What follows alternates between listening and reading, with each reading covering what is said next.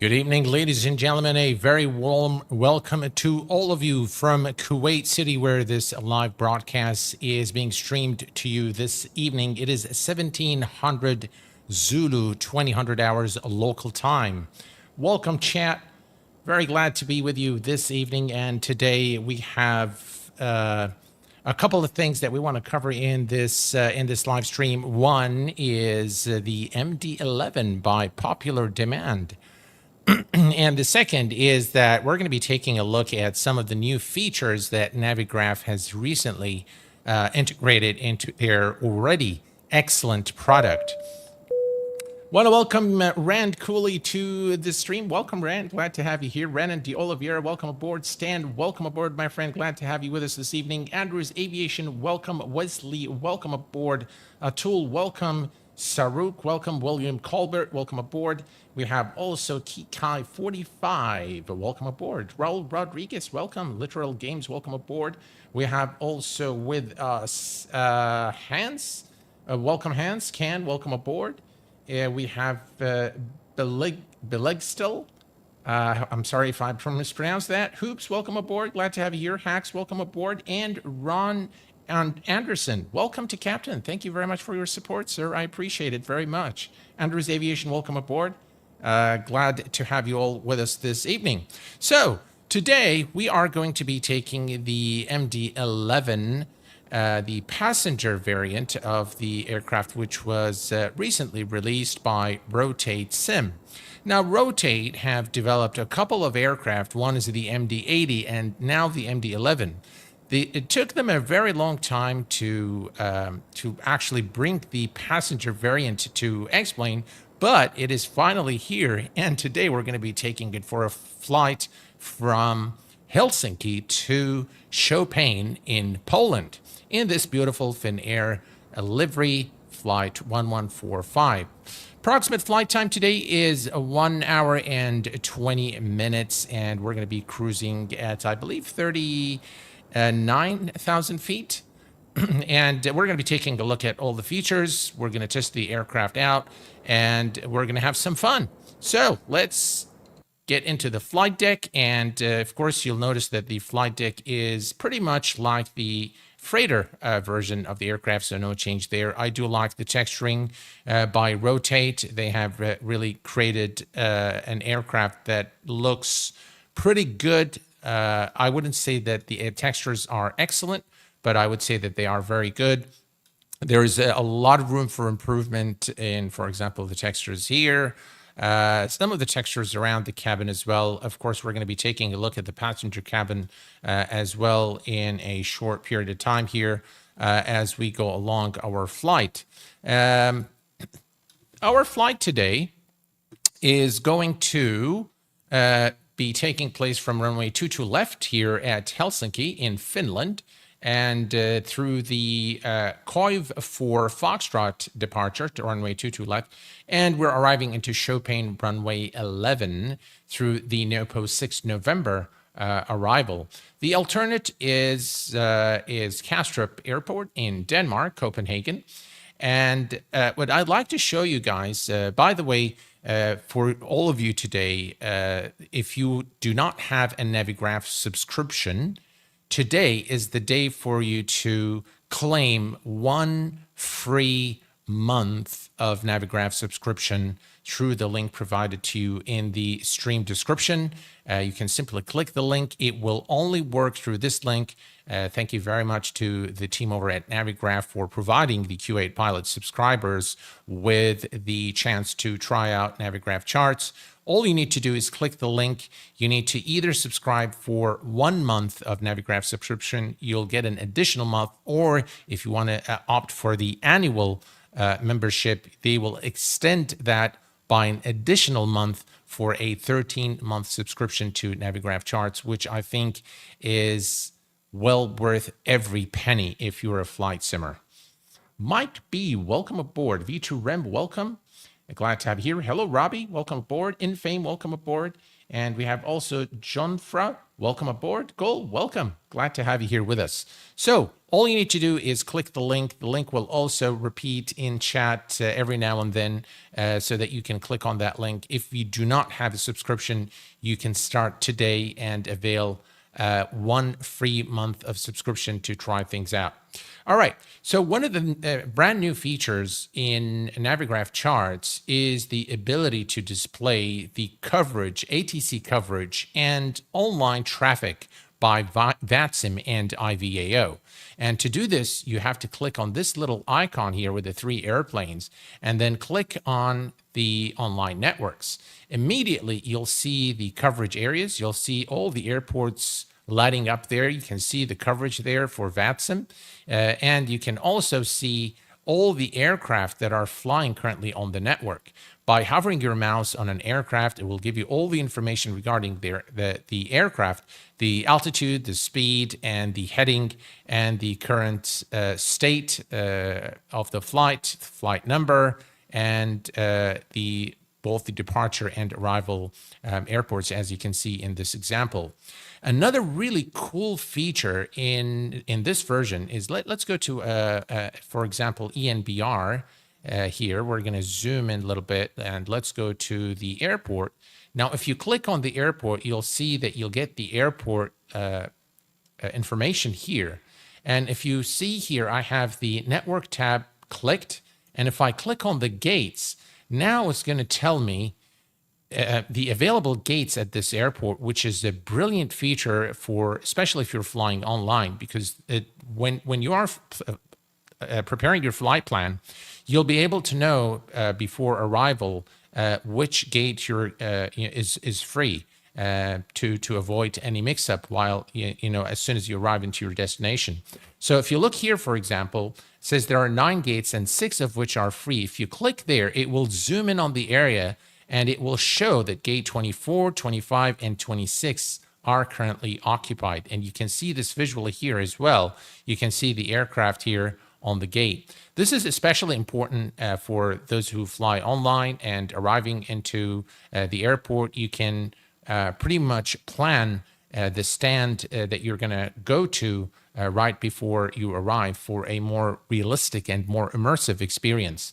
So Navigraph charts really has taken things to the next step now, showing online traffic. Hopefully, with time, this is still in beta, by the way, but hopefully we can also see Pilot Edge in the days to come.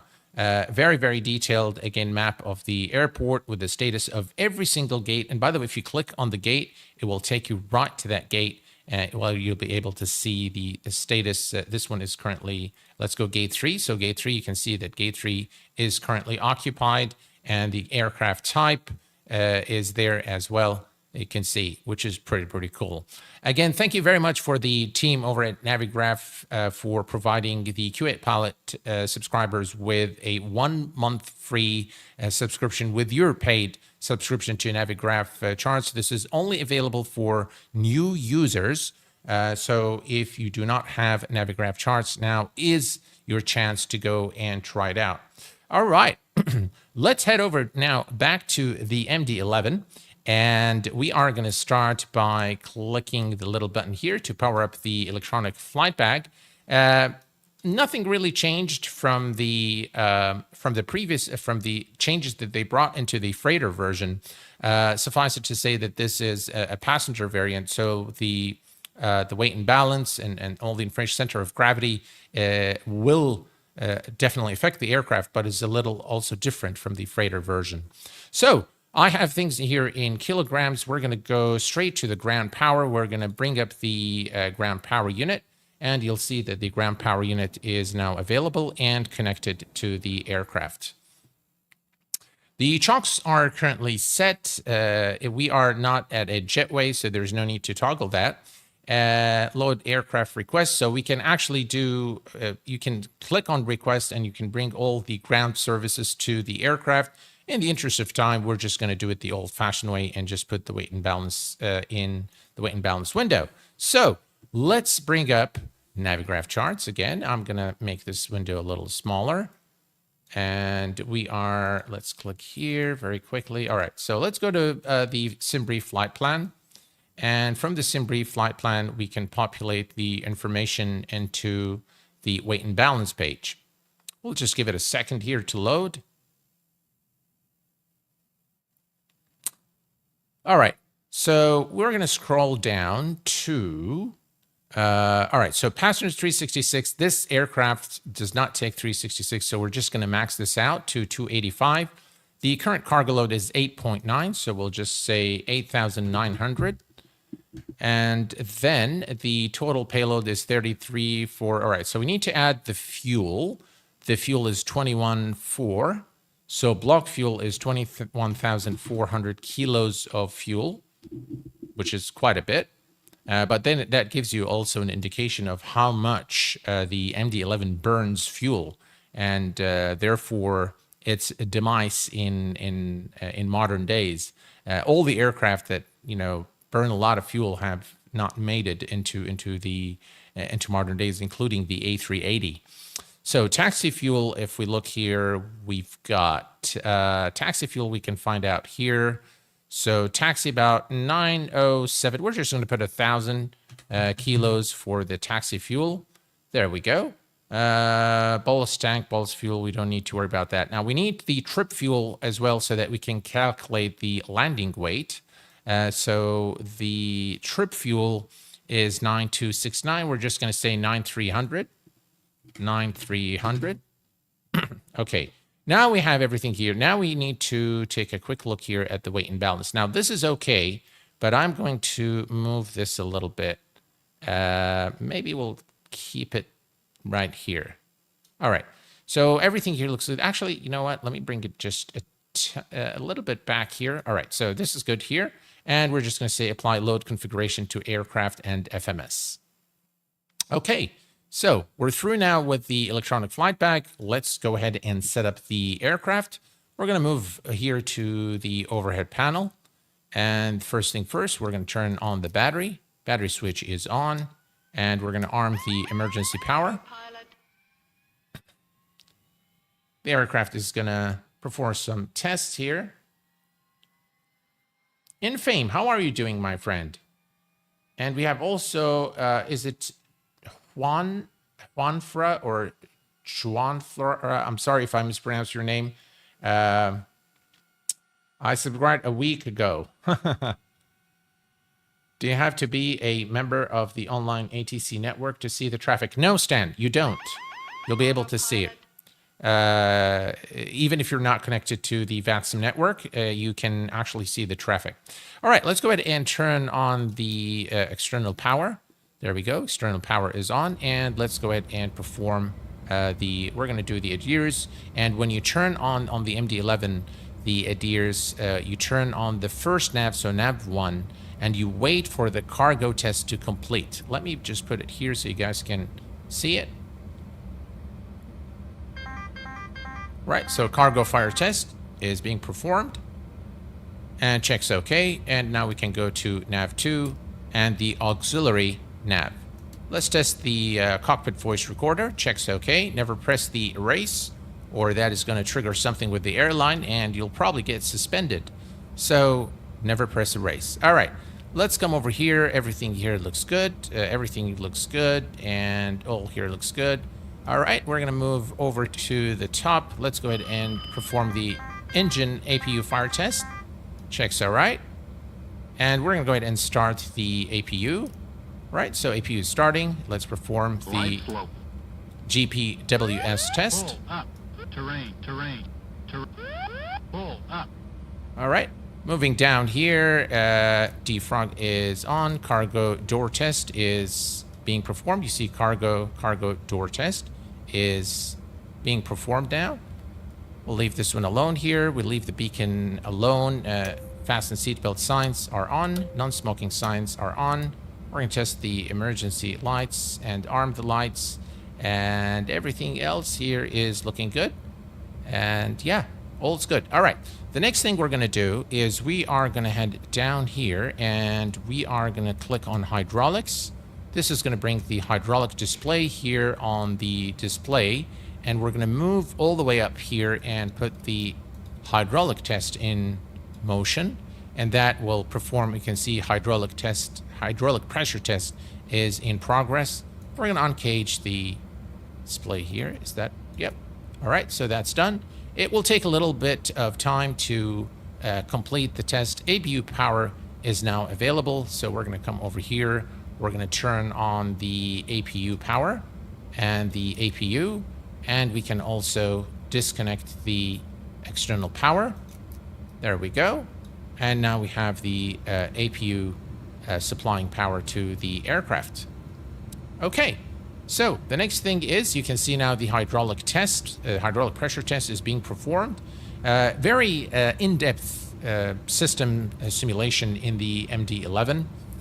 So this is now being performed, and in the meantime, we can set up the McDo. Okay, to do this, we are going to move the view here so you guys can follow along. And we're going to go on FMC. We're going to make sure that we have the right model and that we have the active current ARAC database. All right, flight init is first. We are today EFHK, which is Helsinki.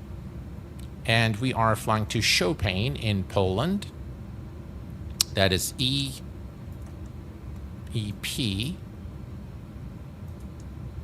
Whiskey Alpha. Okay, and the alternate is Kastrup Airport in Copenhagen. Our flight number today, we are Finnair. So Finnair 1145. All right, cruise altitude is, according to our flight plan, 38,000 feet. Okay, 38,000 feet. The cost index is, let's see, 67. 67. All right, perfect. And let's initialize the IRS. All right. Now, one of the cool things is when you go to perf, let's see, let's go to the menu. And if we go to the FMC, and then we go to perf, what did I want to show you guys? Init. All right, so that's what I want to show you. If we go to the position reference, and then we go to the next page, you will see the alignment time. You'll see the actual IRSs and how much time it needs before the IRS is complete for all the three IRSs, number 1 and 2, and the auxiliary. Again, very, very deep simulation of the MD-11 systems. All right, we are done with the init here. So yeah, everything here we have. So let's go to the flight plan. The flight plan is a SID. The SID out of Helsinki is the COIV for Foxtrot. The COIV for Foxtrot is this one here, and the runway is 22 left. So let's select that and insert. Perfect. The COIVO is the transition out of our SID, and followed by an airway. So we're going to click here and select the airway, Yankee 123, and then to Larty.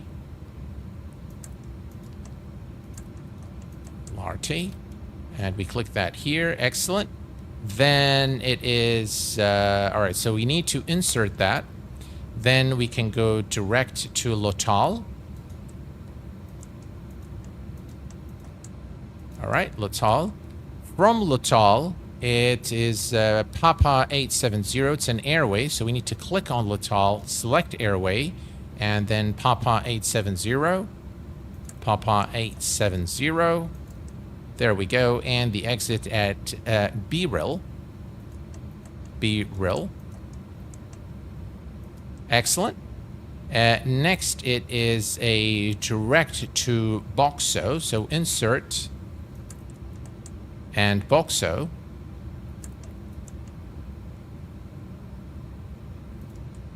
Sierra Uniform. Excellent. Travel Videos Turkey, welcome aboard, my friend. Hello, Mike Miller, welcome aboard. I'm glad that you were looking forward to this one. Hey, Say Intentions, welcome aboard.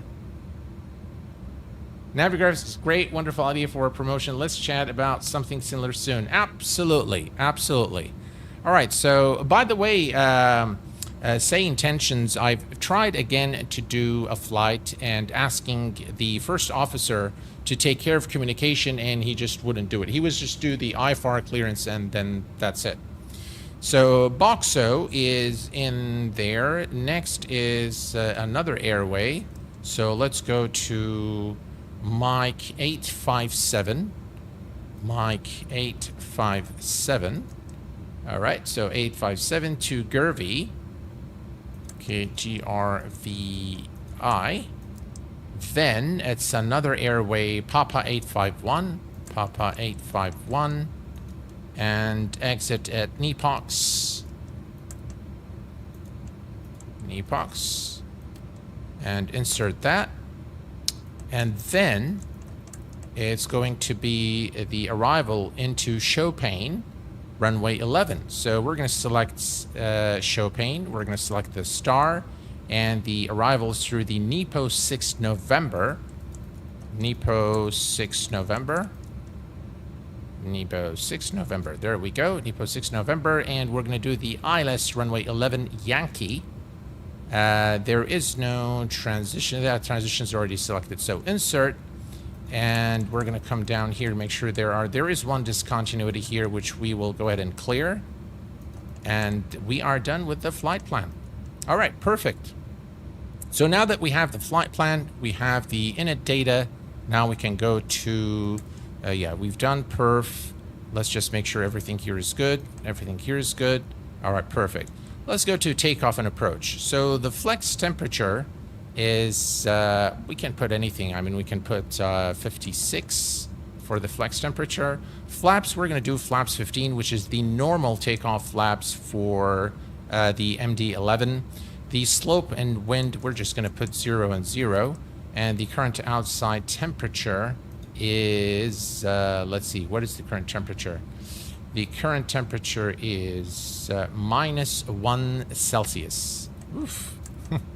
All right, -1. And we'll confirm our speeds here. 156 for V2. So 156.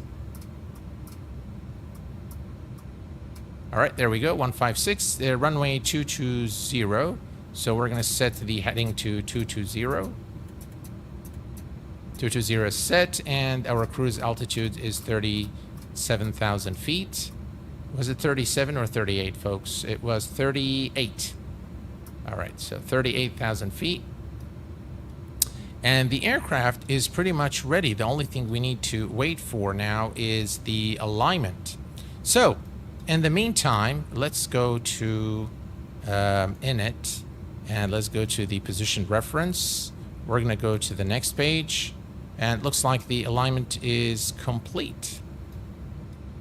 Yeah, zeros. There we go. That's the second one. And now we have full alignment of the IRSs, so we are pretty much ready to go. So go back to flight init. We'll go back to the flight plan. Okay, so we are good here. We are going to set the altimeter, which is 1022. So we are going to switch this to hectopascal and set 1012. God, I'm getting old. I forget very quickly. 122. All right, 122. And let's go to the first officer's side and do the same, hectopascal and 1022. There we go, 1022. We have Honor. Hello, Honor. Welcome aboard. Hello from Russia. Welcome, my friend. Travel videos, Turkey, and MD-11 I'm using on XP11. I wonder, could we get some business jet flights anytime soon? Maybe the Hot Star Challenger. Yeah, if you guys vote for it. Last time you did. AJ Funari, welcome aboard, my friend. Finally, yeah, I've been seeing you on on the V1 streams. So welcome aboard, my friend. Very glad to have you here. Liquid738, welcome aboard. All right.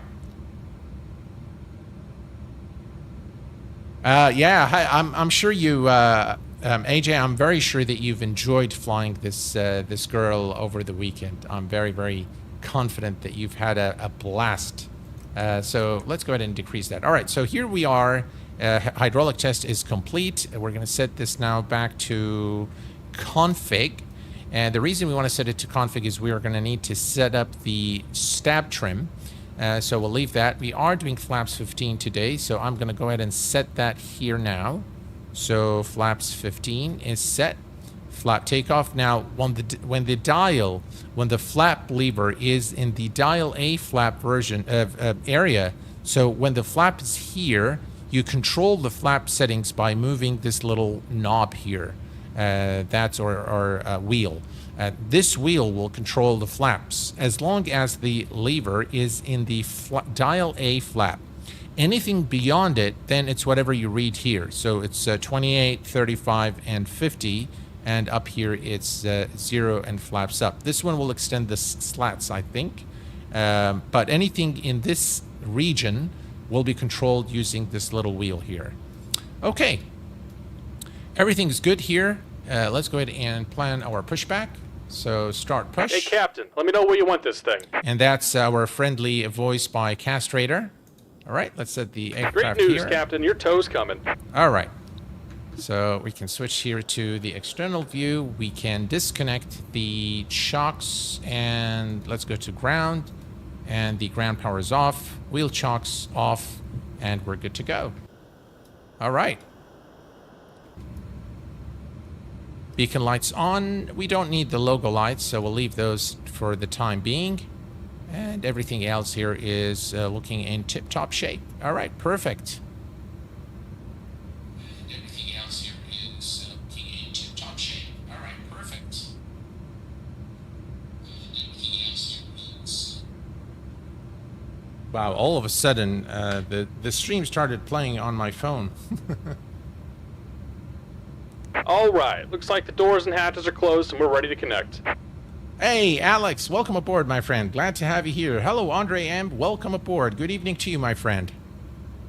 Alrighty. So we're just waiting for the pushback truck now to connect to the aircraft. And if we look outside here, you'll see that runway 22 left is this one here. So this is 22 left. So we're going to go all the way down, make the turn to 22 left here.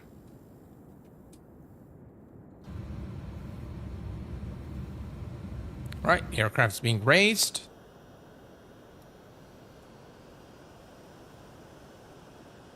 What a lovely looking aircraft. Welcome aboard, Captain. MD-11. Tow's connected, bypass pins inserted. Go ahead and kill the parking brake when you're ready to go. All right, we are ready to go. So we are going to kill the parking brake. Parking brake is... Here comes the pushback. Light them up. All right. And there we go. All right. So we should start... why is it not pushing back? All right, let me check one thing here real quick. All right, I know why. All right, here we go. All right, so the pushback truck is now pushing us out of our position, and we can start the engines. We are going to select engine ignition A, and we can start with the engine number 3. Engine number 3 is now spooling, and we can wait until the gauge is on this blue dash. And then we can bring up the fuel. Right, fuel for engine number 3 is coming on.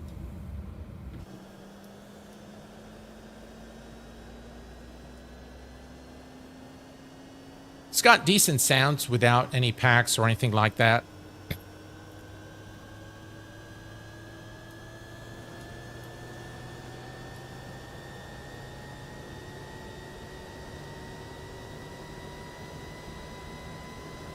Now, one thing that I'd like to say is this aircraft is quite an expensive add-on for X-Plane. So it is $84, I believe.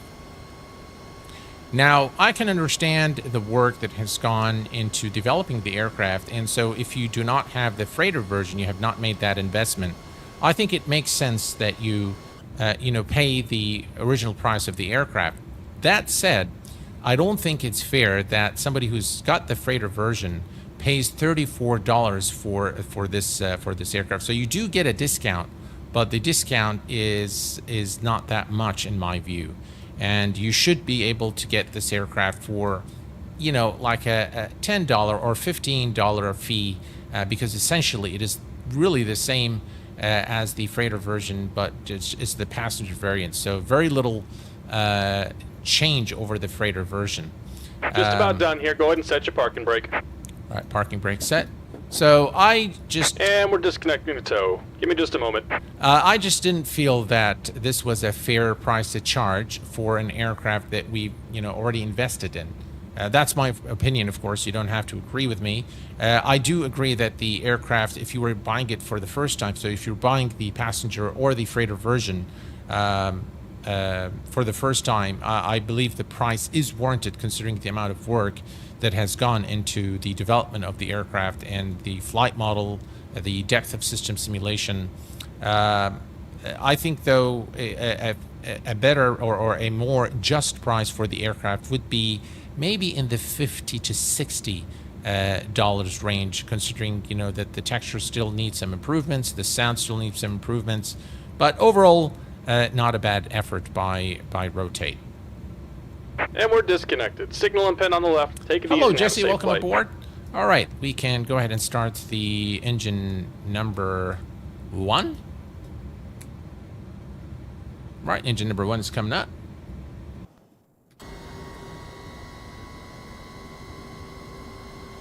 Really nice looking aircraft. I do like the detailed texture work on the landing gear, the engines. Even if we go to the wing view here, you can see very, very nice texture work on the aircraft. All right, we have the engine number 1 coming up, and we have now remaining engine number 2 to start.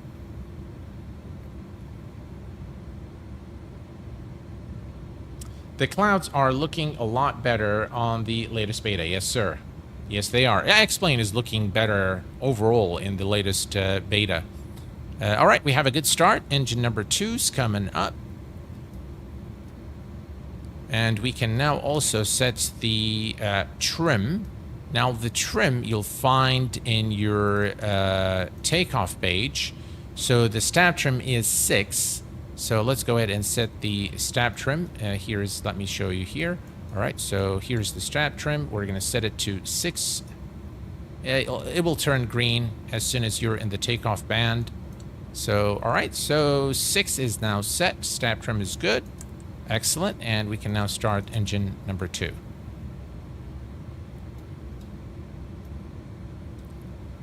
All right, we can also set our flaps. So we're going to go to flaps 15. There we go.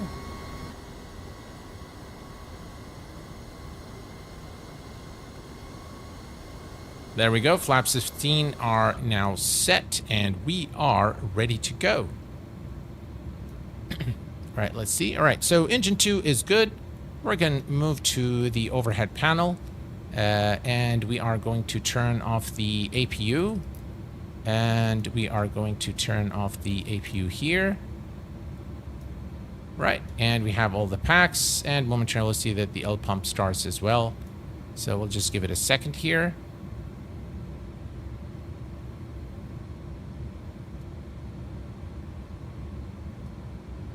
PU is off. Right, taxi lights. So on the MD-11, the landing lights and the taxi lights are connected to the same switch. The middle position is the taxi light, and the down position is the landing lights. So you can see now all the lights are off, and the APU is also off. So we are now ready to go. Excellent. So park brake, non-smoking, CDU2. All right. So the reason you're getting the CDU2 menu request is that we need to go there, and we'll put this on perf. So that's the climb page, and you can click here, by the way. It shows you a little window, non-interactive window. But again, if you just want to read off something off the FMCs, then you just click and it pops out. And they are 2 independent units, which is pretty cool. So you can put different pages on different units there. All right, so everything here is good. We'll do a quick check here and go to miscellaneous. Okay, DFDR off. That is going to turn on once we start moving. Okay, so we are going to release the parking brake, and now you'll see that there are the DFDR, which is the data flight recorder, is now on, and we are now taxiing to the runway. Now, steering the aircraft, you have to be very careful with steering the MD-11. Your speeds, you have to respect the taxi speeds. Otherwise, the steering of the aircraft becomes extremely difficult on the ground. All right, let's come down here. We're going to set this to TARA just before we forget it, like I normally do. And let's go ahead and taxi to the runway.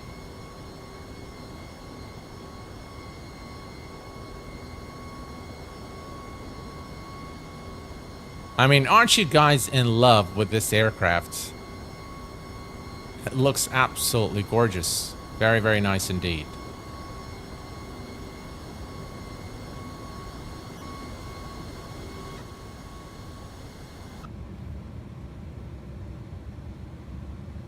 All right, so we're going to taxi all the way. We're going to take this taxiway here, and we're going to just taxi all the way down there to the runway. You can see, again, the steering of this aircraft is pretty difficult on the ground. More than likely, the CG isn't correct for the current weight, and that will make the steering very, very painful on the ground.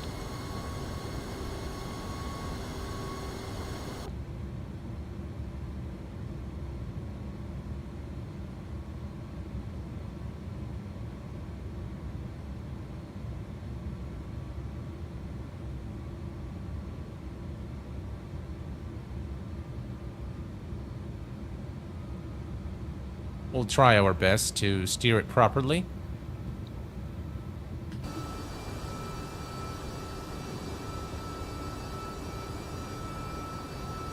Just really a beast of an aircraft.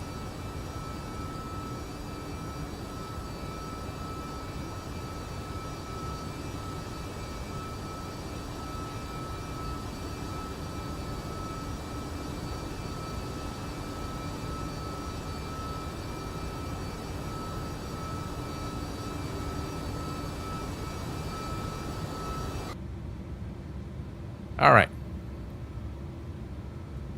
Let's arm the spoilers. There we go. Spoilers are armed, and we are pretty much now ready for takeoff. And just to test, you can just give it power. And if you don't hear any warning, it means you're good. If there is anything misconfigured, you will hear a warning basically telling you what the problem is, whether it's flaps, whether it's your stab trim. All right, clear right, clear left.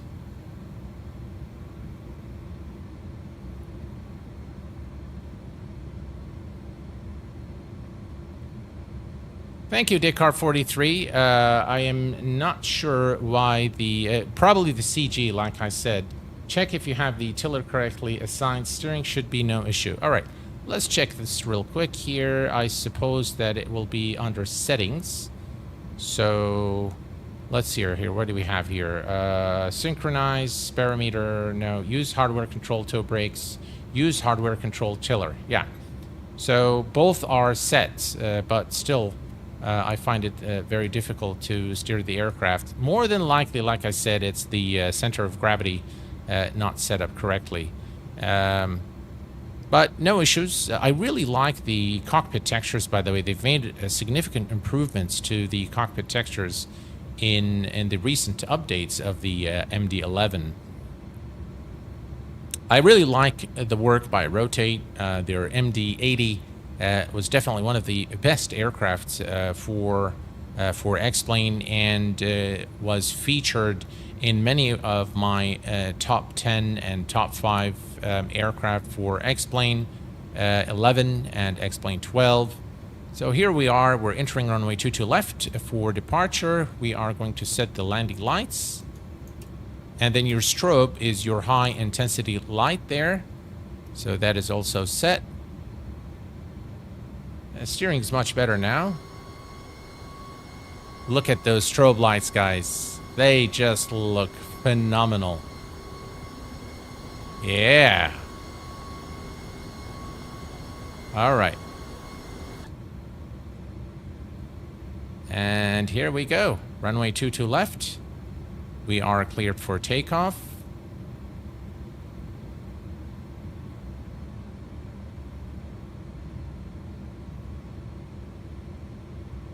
Right, let's line up with the center line here. And off we go. Right, engines are stable.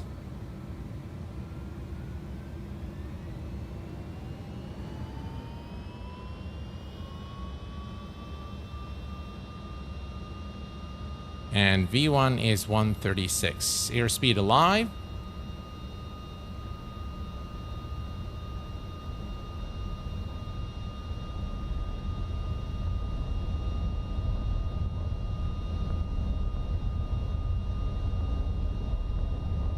V1, rotate.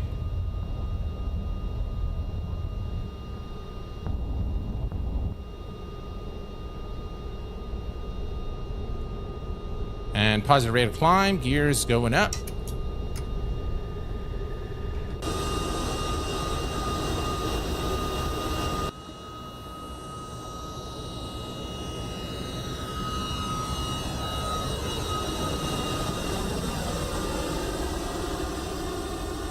Oh yeah. All right. The handling of this aircraft is really, really cool, and you really feel the heaviness of the aircraft. All right, we can go to FMS speed, nav, and autopilot. There we go. All right, so the autopilot is now on. We can also click here on profile.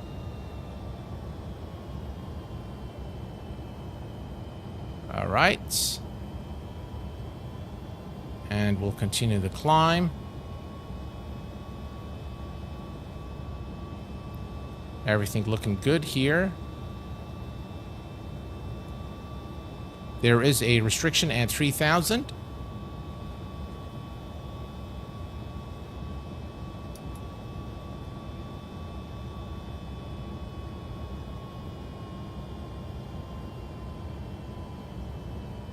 You didn't hit the auto flight, but the app land button, your autopilot is off. Is it? You are right. Yes, thank you. Thank you for that. Appreciate it.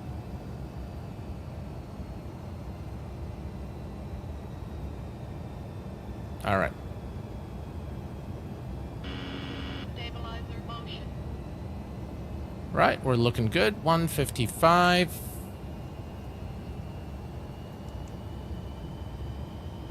All right, we should go to 230. Let's go ahead and retract the flaps.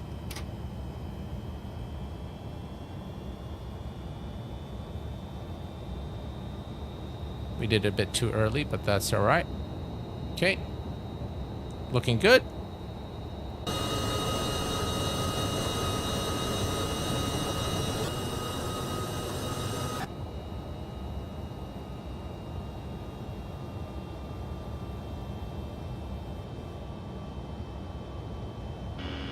Stabilizer motion.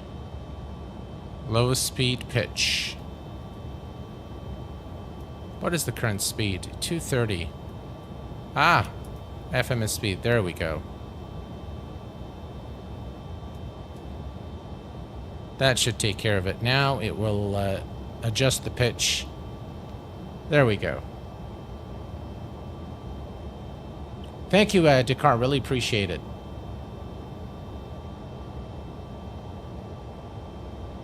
Really? I don't think... check altitudes. Why? What happened? Alright, let's see here. Oof. Wow. 380. Strange. Do you know why it did that? Stabilizer motion. Well, it's good to have you with us this evening. And reach FMS and profile.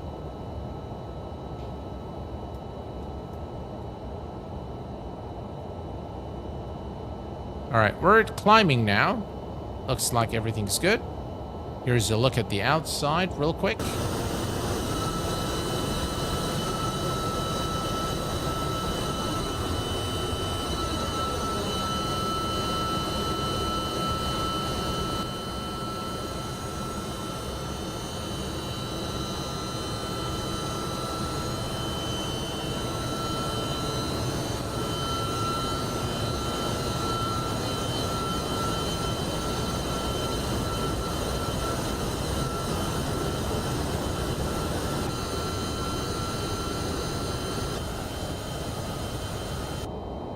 Yeah, Dakar, that makes sense. Yeah. Thanks again. Really appreciate it. Right, 10,000. Let's kill the landing lights. Stabilizer motion. And we'll put this on auto, and here everything's okay. Now, one thing you'll notice is that there is a little bit of shimmer here on all the buttons, which is pretty annoying. And this happens with some of the aircraft in X-Plane, not all of them. So I'm not really sure if this is something the developer can fix or if this is something native to X-Plane. I haven't seen it on all aircraft, but this one is really, really bad. It looks very, very bad. So I'm not really sure if this is an X-Plane problem or something with the aircraft itself. No errors. Everything is exactly per design intent, and we are looking good. Let's increase the range here a little bit so we can take a look at our flight path. There we go. Excellent. And all is looking good. Okay.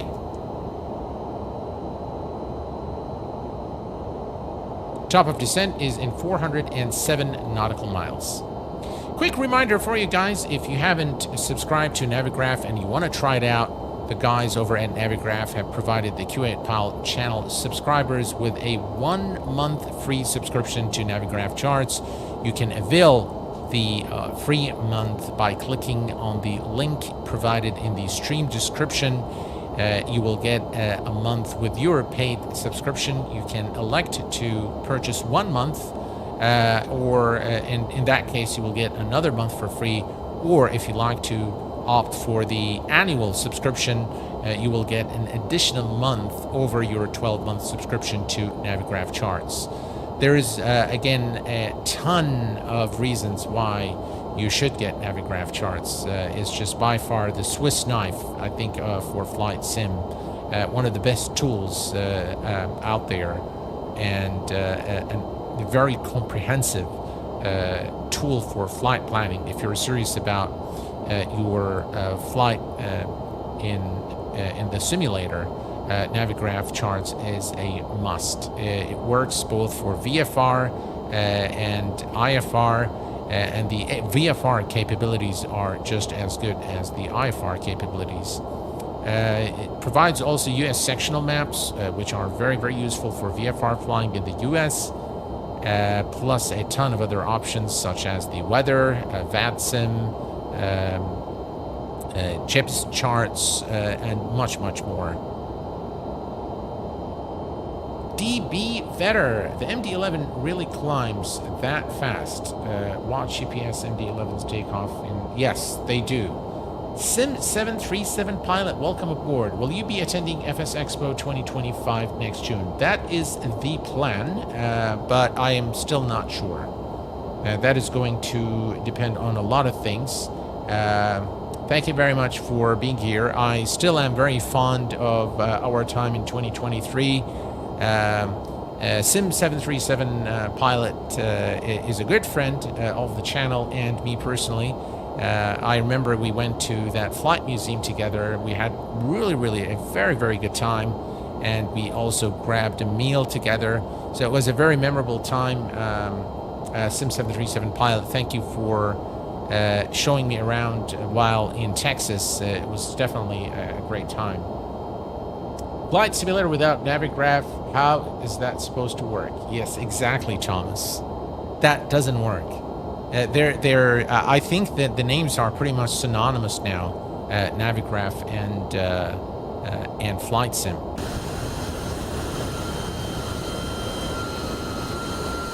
Look at the clouds, guys, in X-Plane 12. They look great, don't they? Yeah. All the variations, the cirrus clouds, the cumulus clouds. Looks pretty good.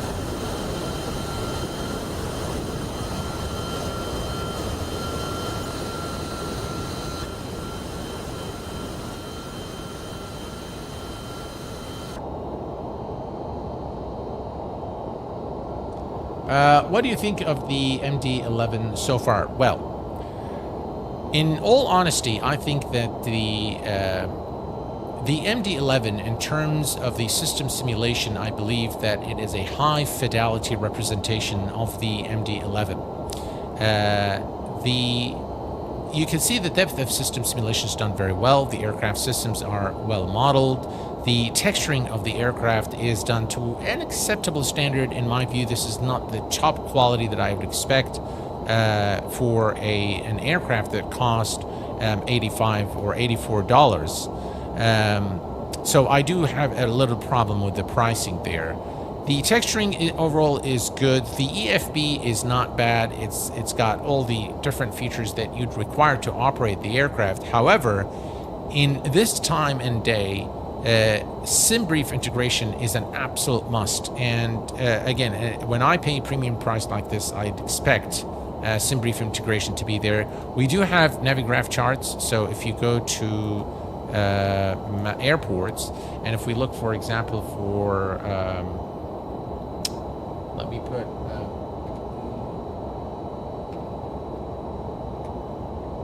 all right, so we're going to put Chopin, which is our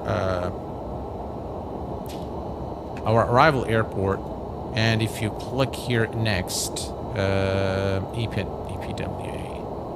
All right, where's my? All right, there we go. So if you click here, it does have integration with Navigraph charts, which is cool. I mean, this is good, but then no SimBrief integration is an issue at this time and day. So I expect a little bit more features. The sounds are not that great on the aircraft. Again, a premium price for that needs also premium treatment from Rotate. They haven't really been very active in, developing and refining and improving their aircraft. They've made updates, significant updates, but that's Avitav. That's correct, Alex. It's not, but they've made the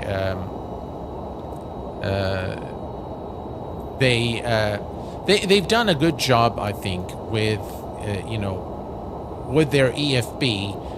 But again, the sounds are lacking a little bit in my view, and I believe that we should have something a little better in terms of the textures. Speaking of textures, let me show you guys the, let's go to the, it's going to be a bit loud here, but yeah, let me show you the passenger cabin. Now, the passenger cabin is pretty decent, I have to say. You can see here. We can do a quick walk around there of the passenger cabin.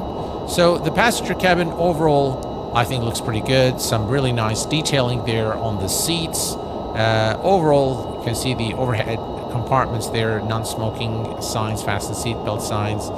Some nice details there. You can see the galley area, the lavatory there with the signs there. Again, not bad in terms of the texturing quality.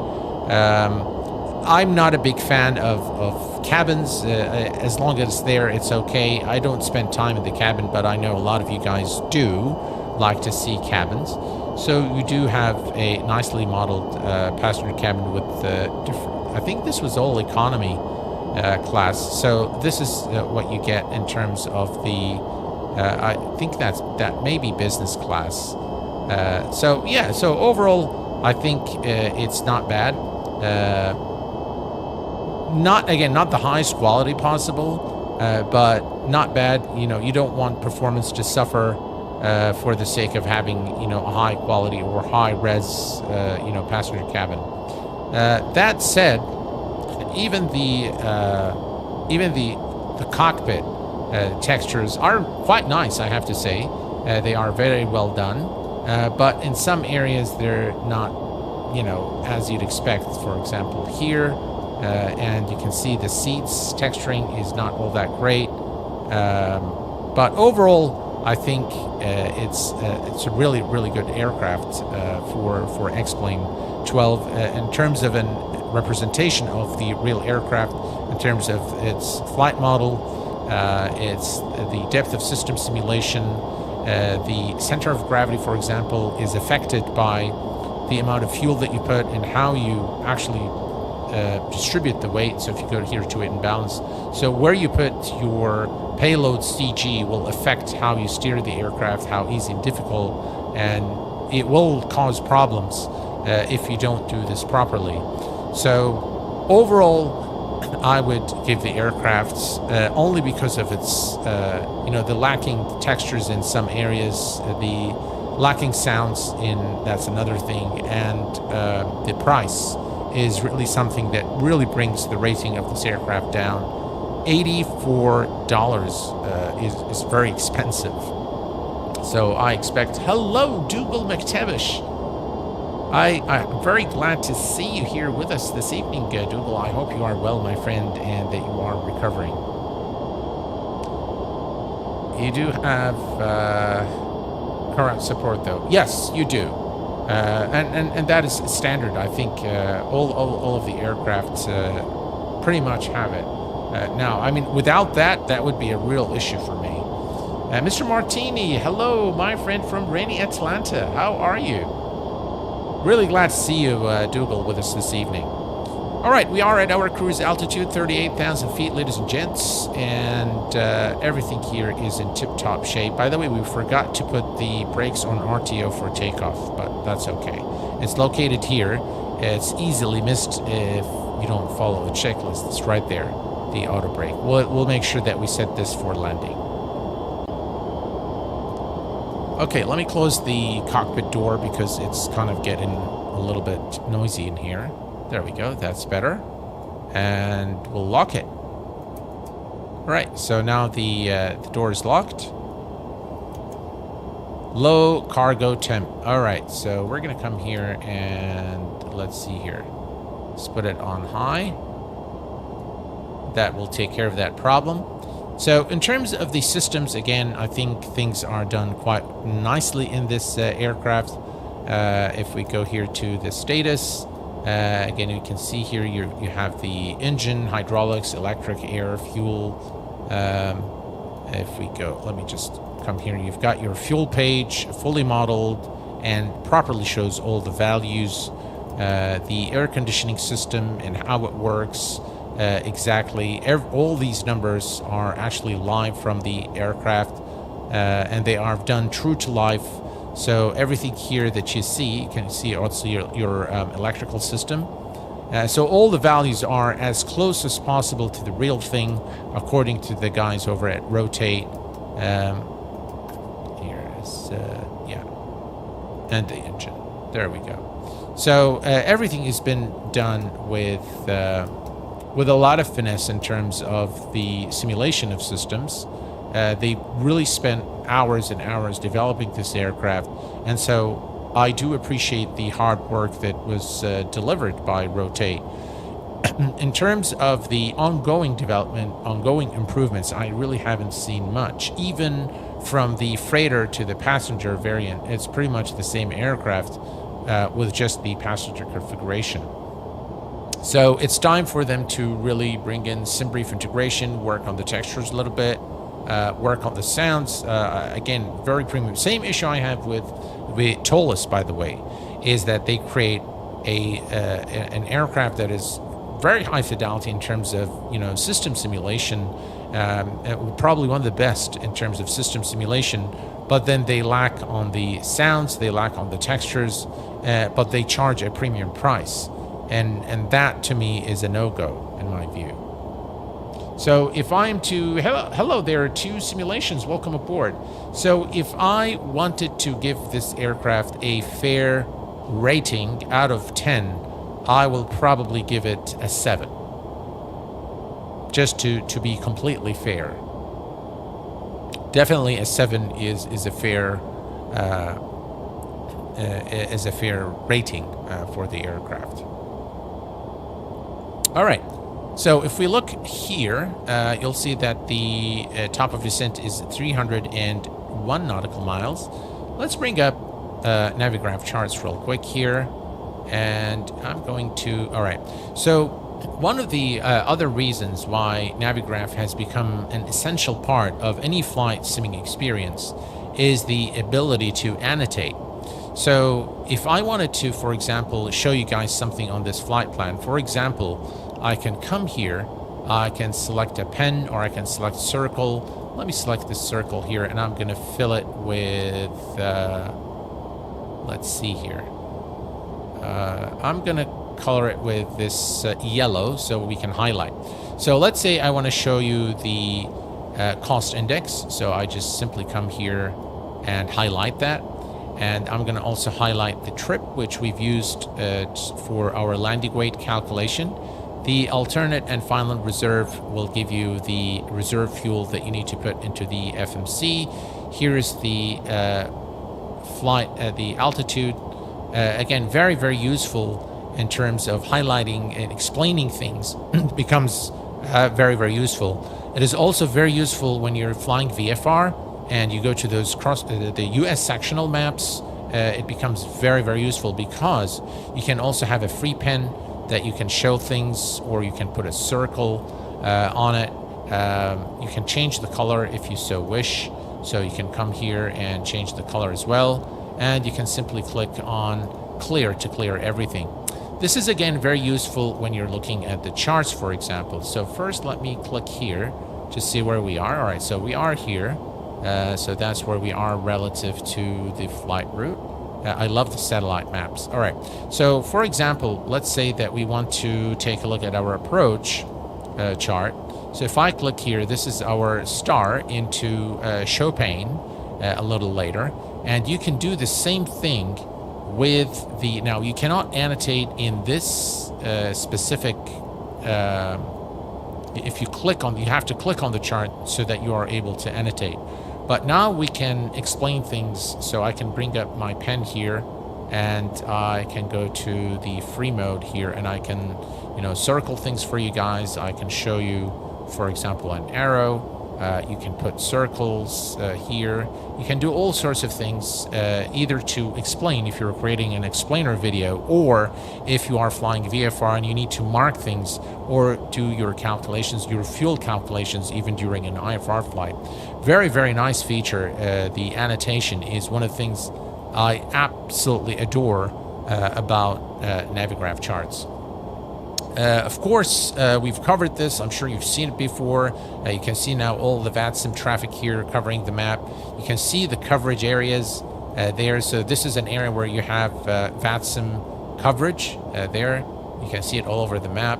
And of course, we have the weather, which is a big, big, big thing in Navigraph charts. Now you can see the cloud cover, and we can select what we want to show. If I click here on the layers, so I can say, for example, show me the METAR, and show me the turbulence and the cloud cover. If I remove this now, you can see that I have the METAR information there. You have the cloud cover, you have the turbulence area, and in here, when you look at this, the color coding will tell you how severe the turbulence is. Not only that, but you can actually change the altitude to see which altitude is suitable for your flight. So if you're given, for example, a lower altitude and you see that you're entering into a pocket of bad weather, you can always request ATC to give you a higher or lower altitude based, of course, on the conditions that you're flying into and the service ceiling of the aircraft. So I really like this feature as well. The aircraft, the availability, the gates feature, which tells you, which of the gates is currently available. Looks like the VATSIM is quite busy here at Bergen Airport in Norway. So yeah, lots of traffic here. A lot of people flying into this airport. You can see here there's all of these gates are currently occupied, so yeah, quite busy there. So all in all, I think that track up, there we go. All right, so you can just scroll out there, and that's our flight right there. So lots and lots of details, lots of things that you can show, different layers. You can show here you can go to the layers if you are flying VFR or IFR. You can change your maps as well. So I can go to the VFR map here. There you go. And of course in the US you'll have the sectional maps as well. So if I go here, VFR, FFA sectionals. So if I go, let me just zoom out real quick and go to the US, and if I click here on sectionals, now if you zoom in, you'll find out that you have it's taking a little bit of time to download. Let me probably go to this area here. There you go. Now you can see the details there. Very, very useful for flying VFR in the US. They've got, lots of information about the obstacles and what you can expect to see. So here you have process, water tank, and what have you. US sectionals are great. I wish we could see something like this all over the world. But yeah, I mean, all right, let's see here. All right, let's turn that on. There we go. So we're back here, and we can go to our map, and I'm going to select the satellite map again, which is my favorite. And there we go. V Sky Check. Hello, my friend. Welcome.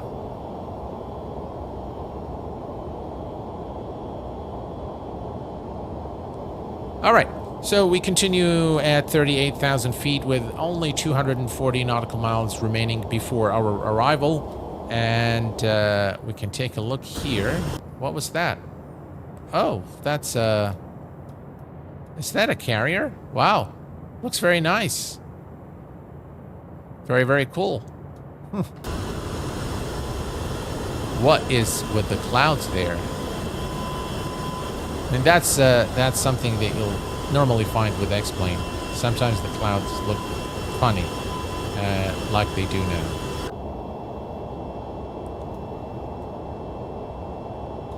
Yeah, overall, really good effort by Rotate. I just really would have hoped for a little bit more improvements, a little bit more features, making the add-on really worth the asking price, which now I wouldn't mind paying, between like $60, maybe $65 for this aircraft, but definitely I wouldn't want to pay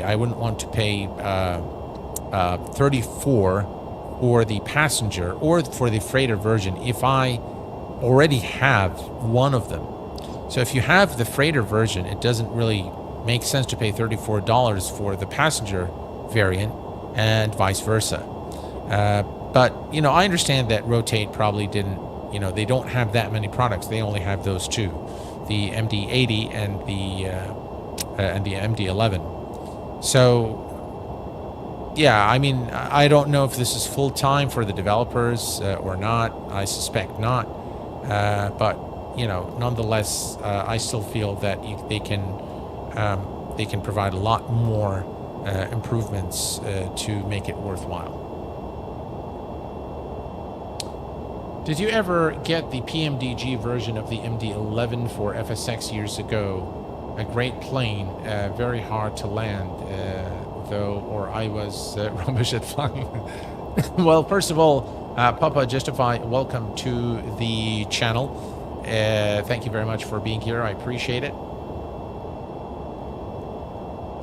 You may have a descent issue. 1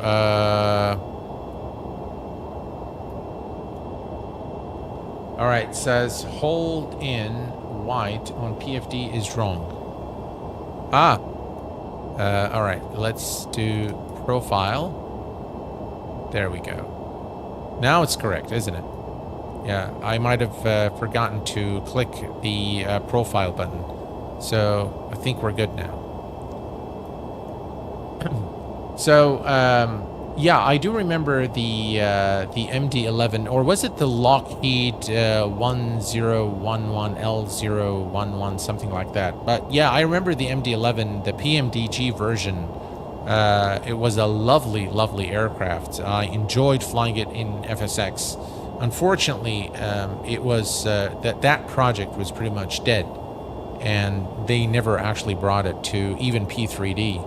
So hopefully, I do like the MD-11 by TFDI. I've flown the aircraft a couple of times in Microsoft Flight Sim 2020. It seems to be a very well-developed aircraft. I do like it a lot. But in terms of the flight dynamics, I find the rotate aircraft to be, of course, from a completely a virtual, pilot's perspective, from the flight sim perspective, I find the heaviness of the MD-11 and the rotate one in X-Plane to be a little more believable. The MD-11 in Microsoft Flight Sim 2020 flies pretty light, even with full payload. It flies pretty light. It just feels like paper. This one, you can definitely feel the heaviness of the aircraft on the ground. So the ground physics, the CG obviously is going. The payload CG is going to affect how the aircraft steers on the ground. You feel that as well during the takeoff, during the rolls, during the landing. Definitely you feel that you're flying a powerful and heavy aircraft. I don't get that same feeling when I fly the MD-11 by TFDI in 2020. Though I have to say that it's a very, very well-developed aircraft in terms of the simulations, system simulation. I think it's done very, very well. The one by TFDI. Late showing up, but wondering if this is available as a freighter. Yes, sir. It is available as a freighter. There are two versions of this aircraft. This is the passenger version that we're flying today. I've done many flights on the freighter version as well. If you have one or the other, you're going to get the other aircraft for $34. So it's discounted if you already have one. If you don't, however, it's about $84, I believe. So, yeah, it's an expensive aircraft. And since you just arrived at Loose Parts, I've rated the aircraft a 7 out of 10, which I think is a fair rating for the aircraft, considering everything that we've talked about. Okay, so if we look here, we are 198 nautical miles from top of descent, a bit of a longer flight than usual.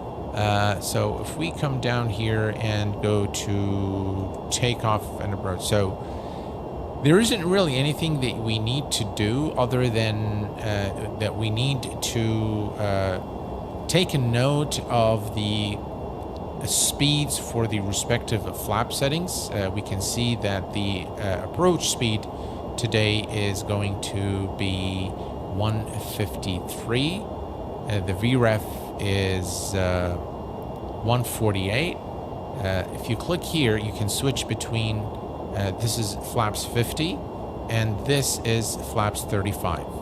So if we can actually do flaps 50, we can do flaps 50, and you can see the rear of the speeds will change a little bit.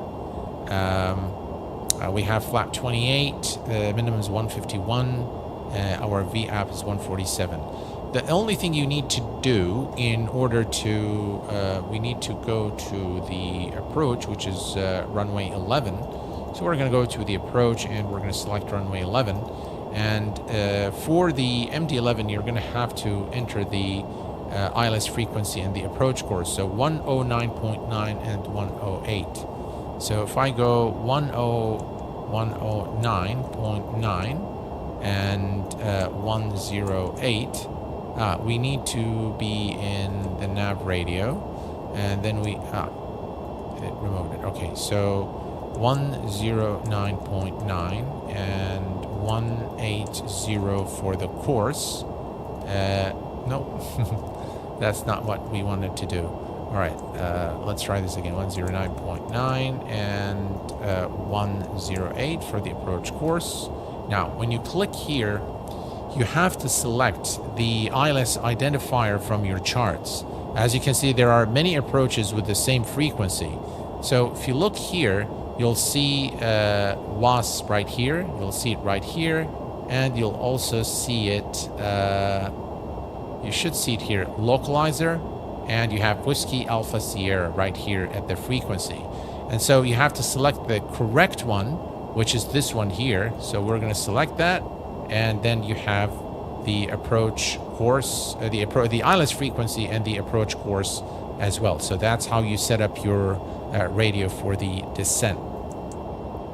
Back to flight plan, and we are about 176 nautical miles from top of descent.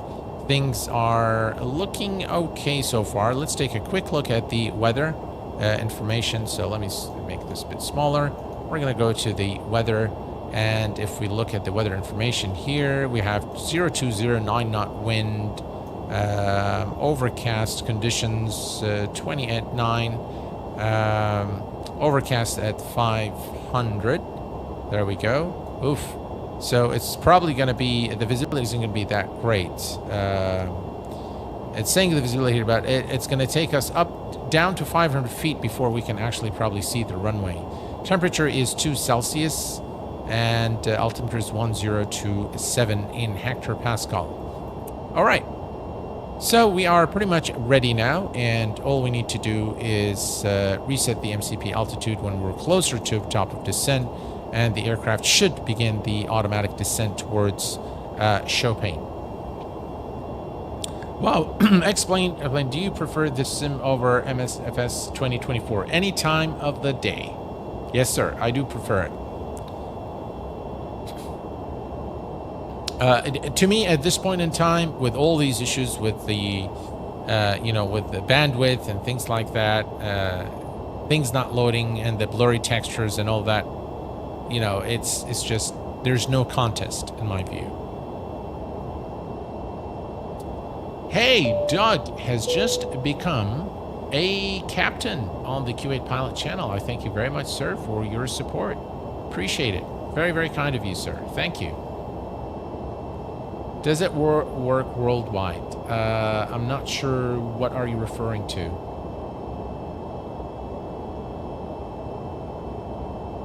I hate showing up.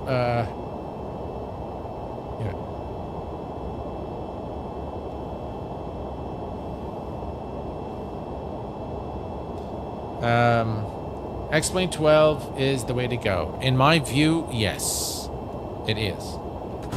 All right.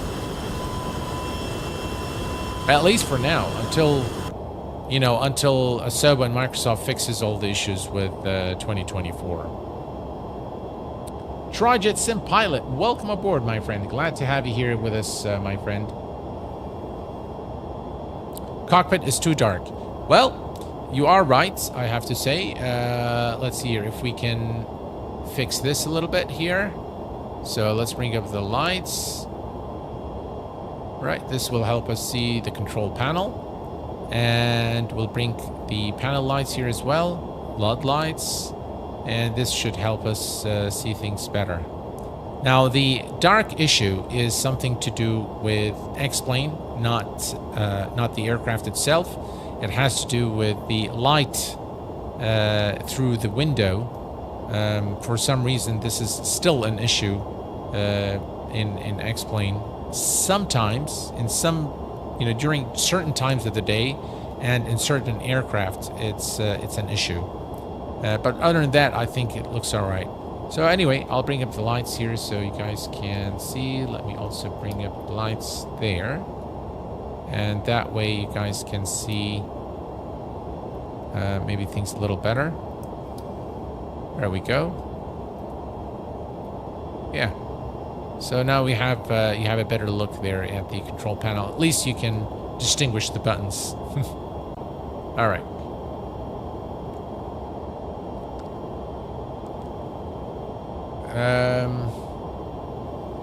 Because it's sunset, yeah. An X-Plane trademark. Have X-Plane 12, have X-Plane 12, but never installed it. I will be doing now. 2 issues with 2024, yeah. Even with 24 get fixed, X-Plane is still old, is the old reliable. With a few mods, I got it looking great. Yes, sir. Woohoo! 21 months, Alex. Thank you so much, Alex, for your continued support, my friend.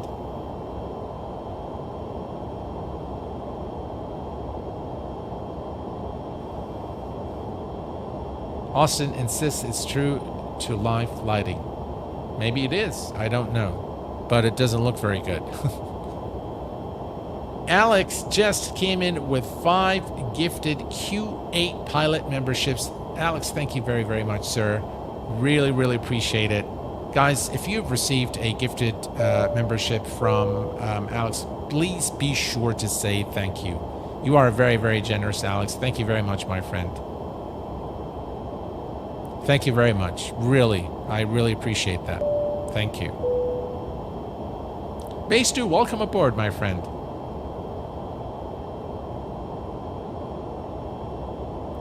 All right, let's take a look here.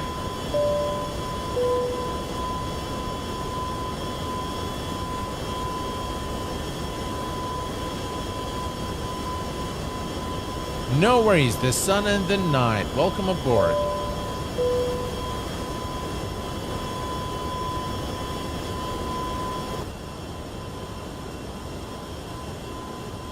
Very, very generous of you, Alex. Thank you, sir.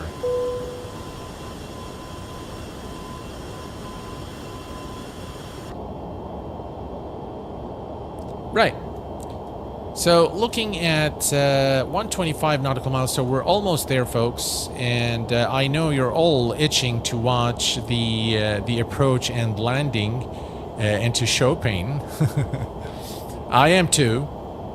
I've done only one test flight in the MD-11. Went pretty well. Matey just became a captain. Thank you very, very much for your support, my friend. I really appreciate it. Thank you very much, Matey, for the support, my friend.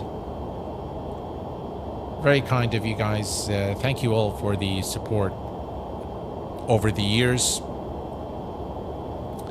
And a special thank to all the members of the channel for your continued support. I really appreciate it. By the way, folks, reference the Navigraph free subscription, the 1 month free subscription from Navigraph charts. It's available, so the link is available through the 24th of December. Merry Christmas to all of you who celebrate the occasion. So the 1 month free is Navigraph's Christmas gift to all of you. I hope you enjoy it, and if you don't have Navigraph charts, I highly recommend that you subscribe, avail the free month subscription, and test it out. If you don't like it, you can always cancel, but I'm very, very sure that if you sign up for Navigraph charts today, that it will remain with you for the rest of your flight simulation career.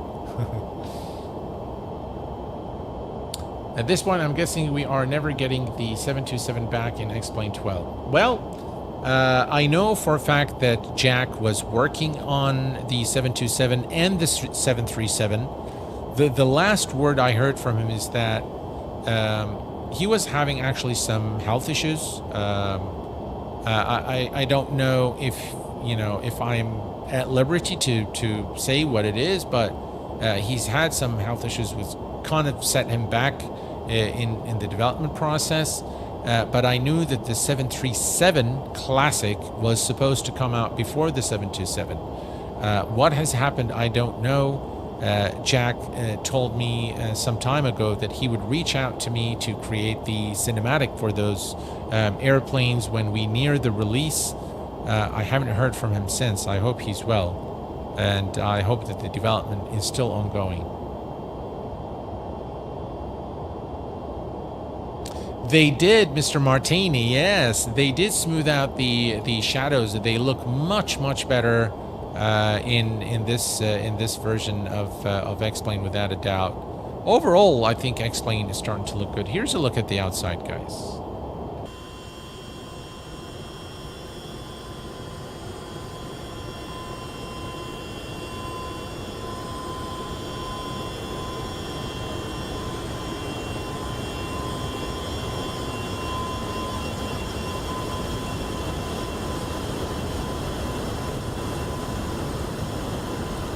One of the things I adore about X-Plane is how smooth the sim is.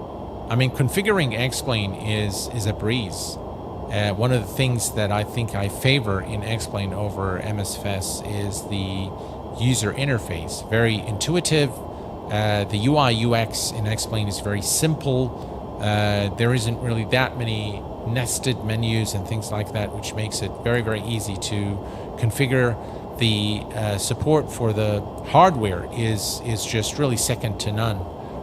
Very well done. Everything is visual. You can see it. You move the button. You see it moving on the screen. You set it to what you want. It's just very intuitive, very easy to do. And I love how they've implemented the profiles. Thus, creating a profile for, for example, 4-engine airplanes, and then you can assign it from the menu to the planes that you want, which is very cool. Everything, the response curves, the setting up the sensitivity in the UI UX user experience department, I think X-Plane wins all the way. MSFS, of course, 2020 looks absolutely gorgeous in terms of the scenery. There are, of course, many high-fidelity aircraft. 2024, I have a lot of mixed feelings about, to be honest. I hope so, too, yes. Are you running Visual XP? No, I'm not running Visual XP. This is X-Plane 12 default. This is beta 12.1.3, beta 4, is it now? Or is it beta? I think it's beta 4. All right, let's take a quick look here. 82 nautical miles to top of descent. So the moment that you guys are all waiting for is fast approaching.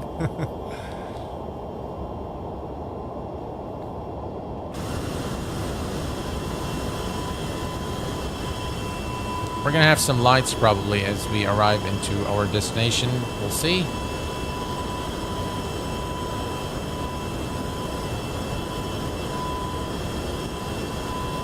Pretty nice looking aircraft.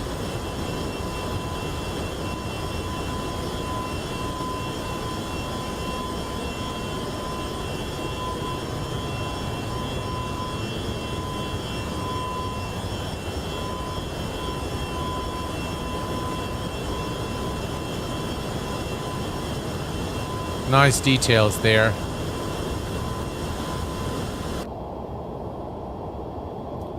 All right. So 74, let's take a look at the platform altitude here real quick. Another reason that you should get Navigraph charts is the Jeppesen charts, which are great. All right, so 3,000. So we're going to go here and set this to 3,000.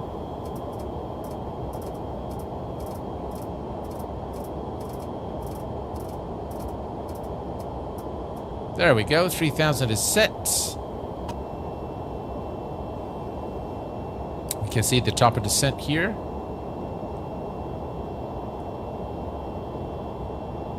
MSFS is a game more of open world, which can be used however you want. Yep.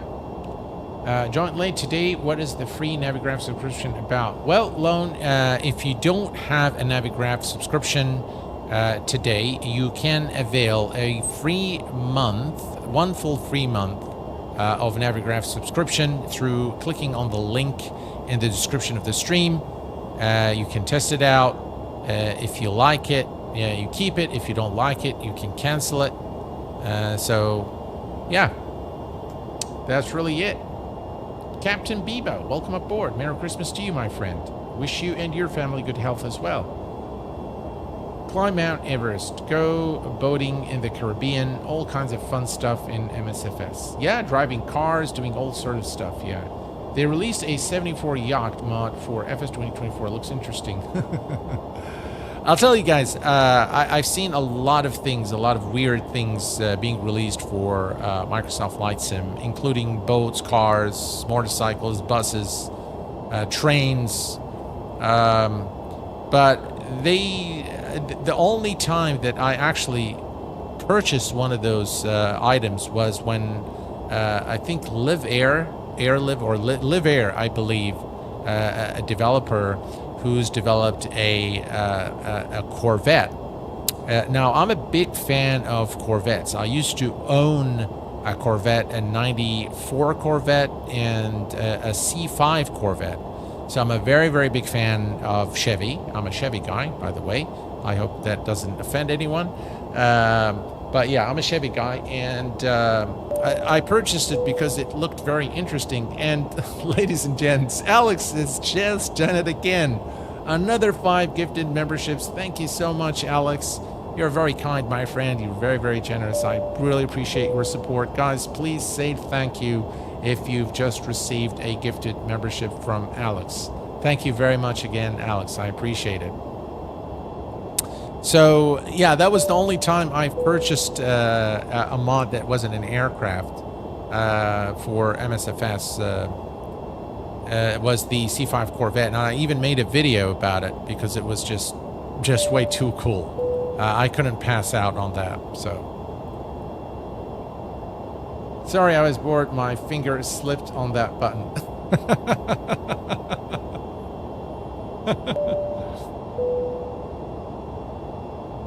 X-Plane 12 has a Chevy Avalanche mod. Really? Ah, I didn't know that. I don't. They don't interest me, guys. So I know a lot of people like this kind of stuff, but I mean, if I wanted to do a car simulation, I would just go and go to Steam and find a nice arcade car racing game and play with it. But for flight sim, downloading cars and buggies and things like that, no, not my cup of tea.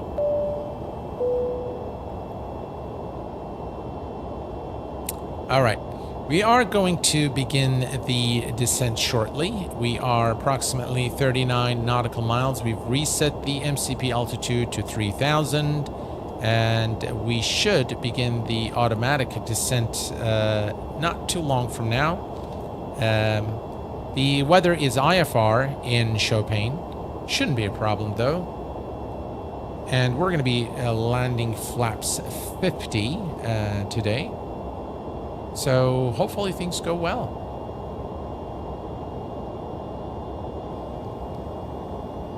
I have an issue with X-Plane's weather spawning clouds right under me or just transitioning weather so fast. Do you know how to fix this? Well, I haven't had this issue in this beta, but what I found to be a solution is Active Sky XP12. I think in terms of the weather, it looks fabulous, and I think it really injects far more accurate weather than anything else that I've seen. So, yeah, when it first came out, it wasn't all that great, but I think with the improvements made by the Hi-Fi team, I think it's gotten to the point where it is very, very good, and I highly recommend it. Hello, Renato. Welcome aboard, my friend. Glad to have you here with us. Well, I've had a 3 C3s, 2 C5s, thus my YouTube name. Oh, DB Vetter, okay. All right. I already like you more now. Yeah, hey, Gigliots. I hope I said that correctly, man. I'm sorry if I didn't. All right, so that's why the DB vetter. Yeah, the vet. Yeah. Yeah, I love the Corvette. I remember back in the day in the 90s, the first car I purchased was the 92 Camaro. And I was over the moon. It wasn't the Z28 though, it was the RS version. I didn't really know much about the cars. I just, you know what really I liked about the car was the steering wheel. That's actually the thing that made me, you know, purchase it, you know, favorite over all the other sports cars that I saw at the time. So yeah, very, very strange reason why I picked the Camaro. But then when I saw when the Z28 came out, the new model, the new Camaro models, I was like, oof, wow, this looks really nice. The 93, I believe, was the very first, the new one. And so I went in and bought that one. Then I switched to the 94 Corvette. Then I was tempted to go for a special edition or the anniversary edition Camaro in 97. And then finally in 99, I went for the C5. It was a beautiful car, a very, very powerful car. It was at the time you know you had the option of selecting stick shift or automatic. This was a stick shift, so it was just a phenomenal car to drive. Yeah. All right. Nice to have you with us in the stream, Gore. Thank you very much. CMDR, welcome aboard. How are you doing, my friend? Thank you very much for being here. I've had 9 Corvettes over the last 30 years, but only have a Toyota now. Yeah, nothing wrong with Toyota. Yeah. Life has its priorities, my friend, so completely understood. All right, let's see here. All right, so 5 nautical miles to top of descent. We are almost there now. Stick shift in, it does not get stolen in the US. That's right, Alex, yes. That's right.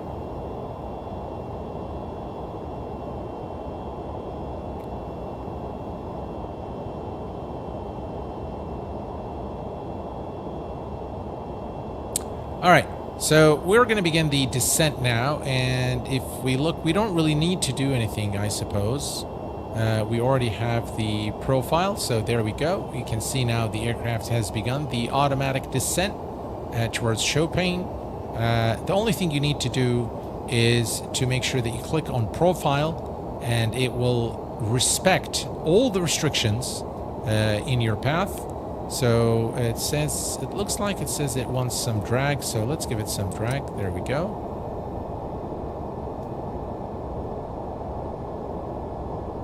Right, maybe it wants more drag. Let's give it more drag.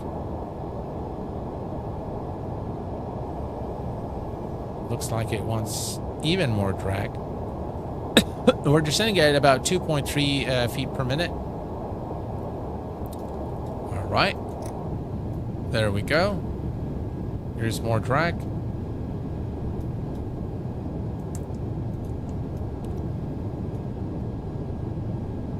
And we have now begun the descent. So we're going to arrive during nighttime. Should be a good opportunity for us to inspect the lights. Again, the cockpit lighting, I think, during nighttime is done very well by Rotate. So it does look very, very nice, I have to say. MC Crewfish. Hello, my friend. Very good to have you back on stream here with us. Glad you're back. Is the gear lever handle transparent? It is transparent. Yeah, I'm not sure, by the way, if this is true to life, but yeah, it is transparent.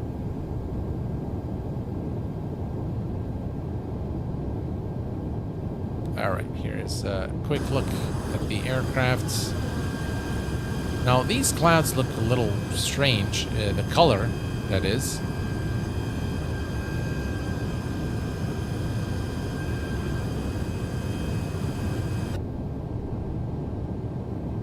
All right, so this still says add drag. All right, let's put traffic and airport. There we go.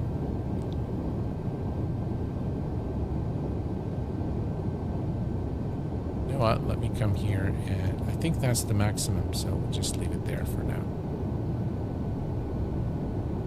All right, 18,000. Do we have the transition altitude, or is it by ATC? Let's see. All right, so transition level is by ATC. So we'll assume that it's 18,000. And if we go to the weather here, we have 1028. Okay. Right, looking good. Let's increase the range a little bit so we can see where we're going. There we go. So this is how things look like here.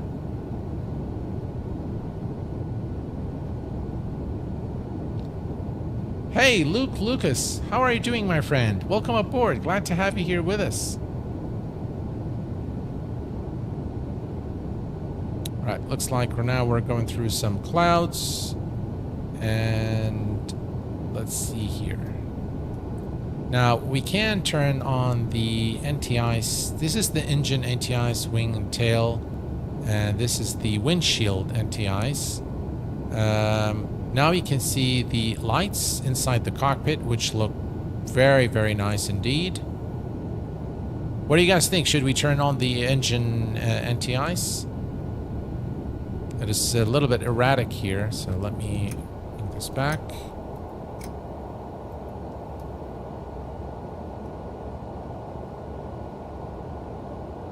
It wants me to add drag. Alright, we're just gonna leave this.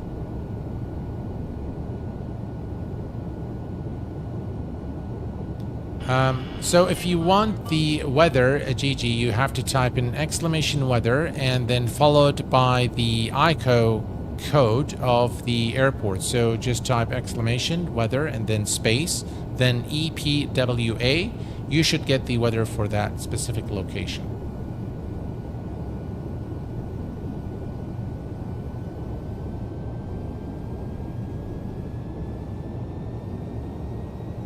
All right.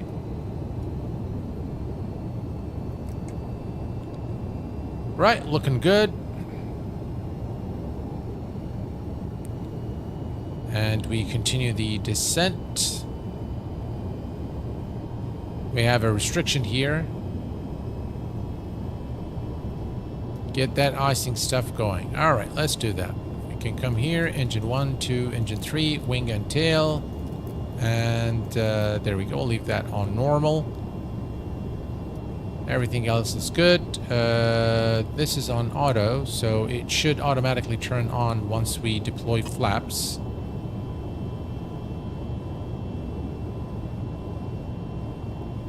.26.9. All right, we can bring this back, and back. There we go. Now you can really see the cockpit lighting, which looks pretty good.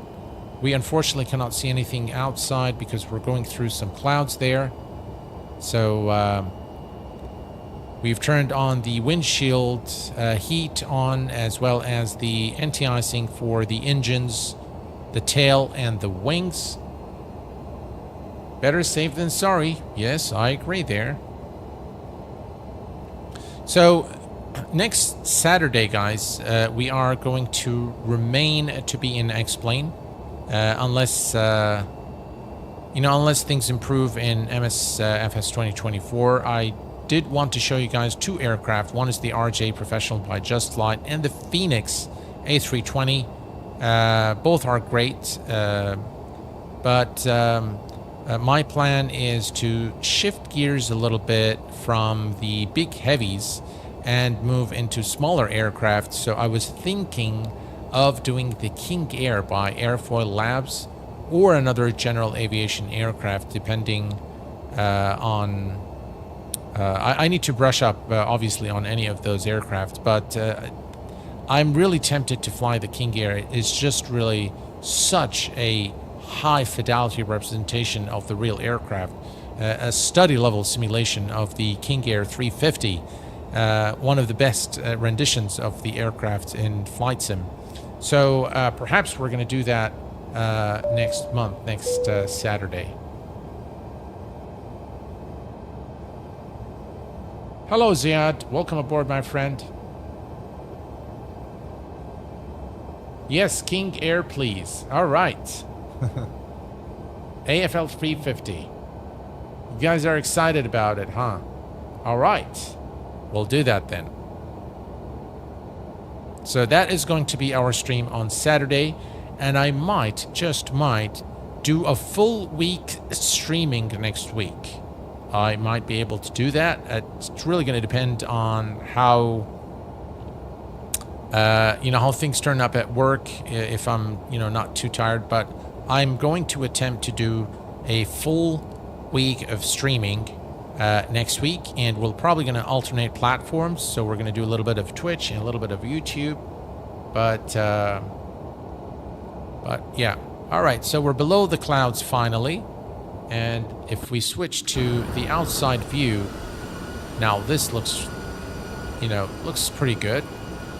Sometimes the clouds look fantastic. Sometimes they look really bad. Well, today is not the greatest day I've seen for the clouds, but the cockpit lighting looks phenomenal. Yeah. All right. So we continue. Here we have 23, so we're looking good. And add drag, okay.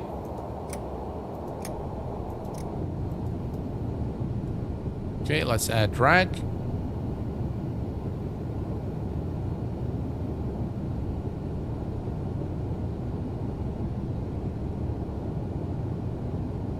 And at 18,000 we will, let's see here, 1028, okay. All right.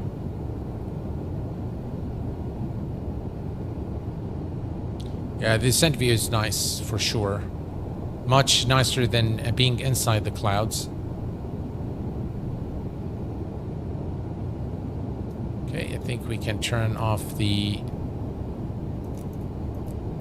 engine anti-ice. There we go. The lighting's done very, very well, I have to say. I really like the lighting. All right, let's configure this for medium. For landing.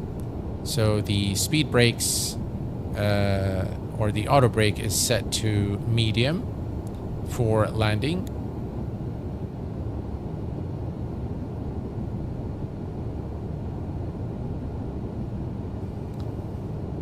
We're still looking good. Altitude is good. Our speed is slightly above the FMC speed.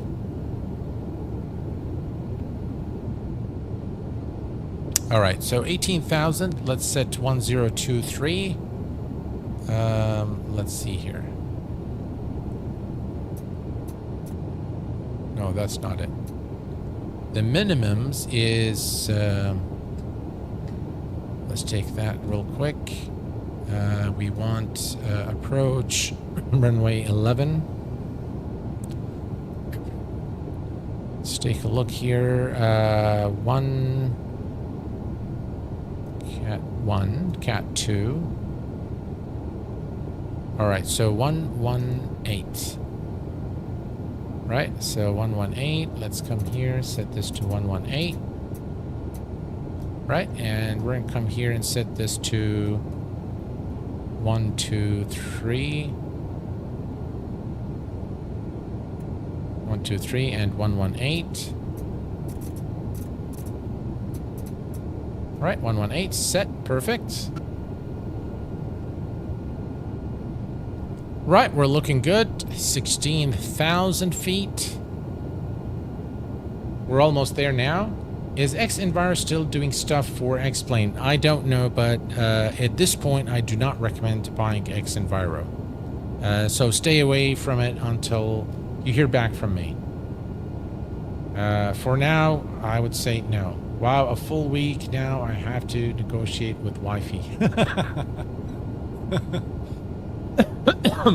Well, V-Skycheck, you can always be here whenever you can. And whenever any of you guys cannot be here, of course, I understand. So don't worry about it. X-Enviro is alive. Is it? Yeah, I don't know. I haven't used it in a long time. So I don't know. But the dev has some real life issues. Okay.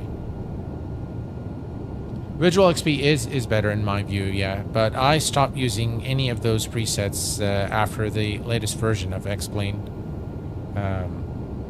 Can we delete some default aircraft that we don't fly in X-Plane 12? I remember Laminar saying something about making it possible before the simulator release has been implemented. So the easiest way is you can, of course, delete the aircraft. The only problem with deleting the aircraft from the folder is that once you update X-Plane, it will download the aircraft again. Now, the smarter way of doing this, if you have X-Organizer, you can disable those aircraft. So they will not appear in the sim, but the actual folder structure and the files will remain intact. And that way they don't appear in your list of aircraft, but you don't have to delete them every time you update the sim. So that's something you definitely can do. They have a new version that is X-Plane 12 compatible. Do they? Oh, cool. I haven't really attempted X-Enviro in a long time. It's just it had a lot of issues and performance problems. So my recommendation is if you absolutely want another weather engine for X-Plane, I recommend Active Sky XP. But other than that, I'd say stick with the default X-Plane weather. It's been in beta forever, Alex. It's always been in beta. Does it really work quite well? All right, well, maybe I'll give it a shot and report back to the community. All right, we're approaching 10,000 feet, and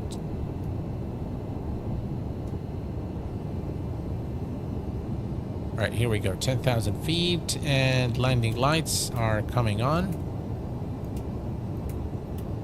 3 clicks for the landing lights. Those are runway turnoff. So we're gonna put this on, and all's looking good.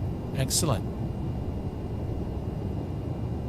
So as you can see, it says profile to 10 because I believe there is a restriction here, as you can see.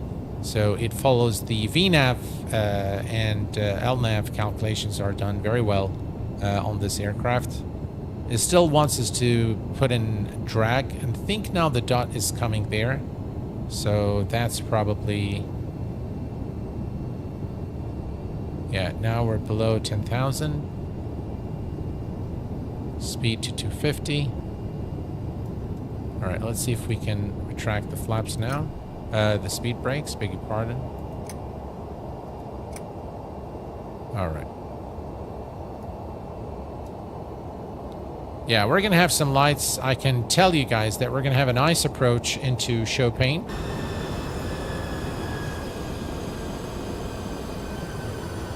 I really love the strobe lights on the MD-11.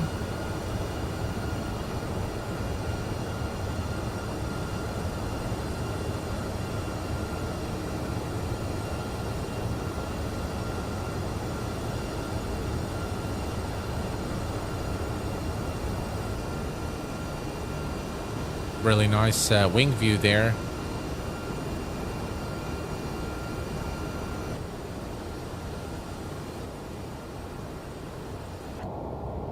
All right, we can see the lights. We're closer to the ground.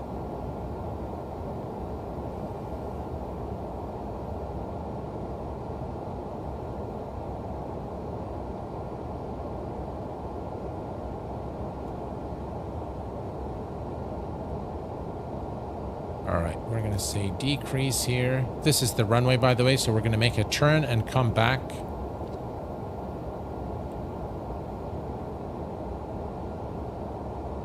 Look at those lights. Looks pretty nice, doesn't it? Yeah. The night lighting is implemented very, very well on this aircraft. So flying probably during night is much more fulfilling and immersive due to the nicer looking overall cockpit ambience during this time of day with the cockpit lighting. Weather is a chain of events from source via laminar service to the user. vSkyCheck, I like to use Active Sky XP. I think it provides the best weather generation for X-Plane.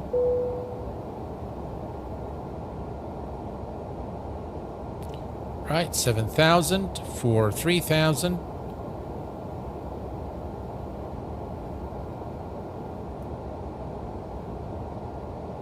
We can, by the way, go to flaps 15.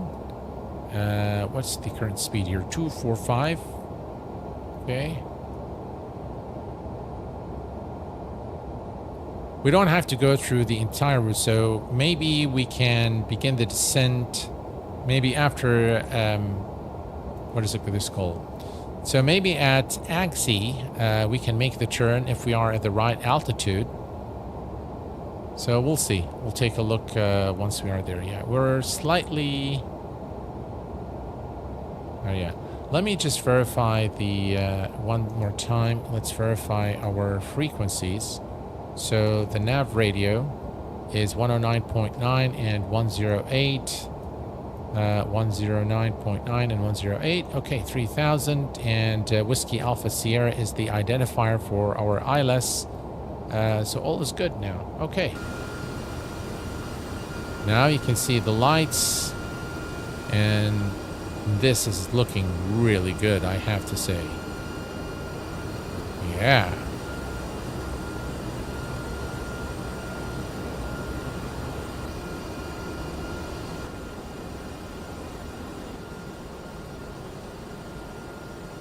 You can see the buildings there. 5,000.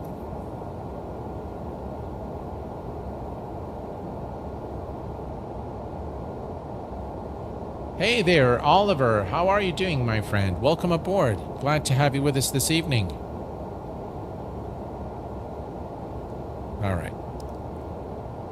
I think at this point we can go to flaps 15. There we go. Flaps 15 set. Stabilizer motion. And if we look here, we have about 220. Yeah.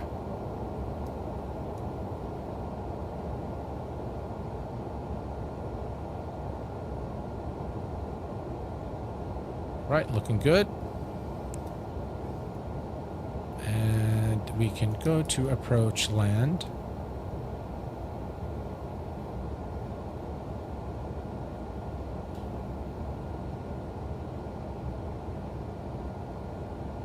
We can make the turn once we are at 3,000.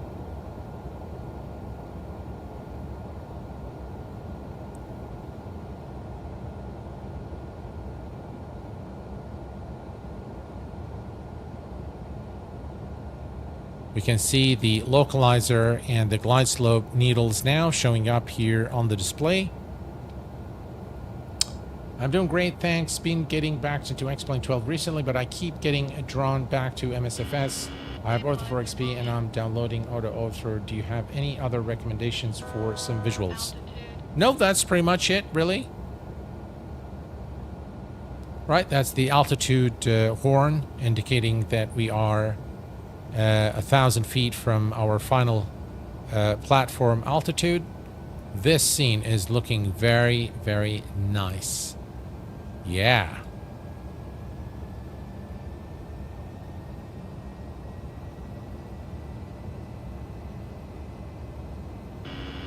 Stabilizer motion. The clouds look really nice, yeah.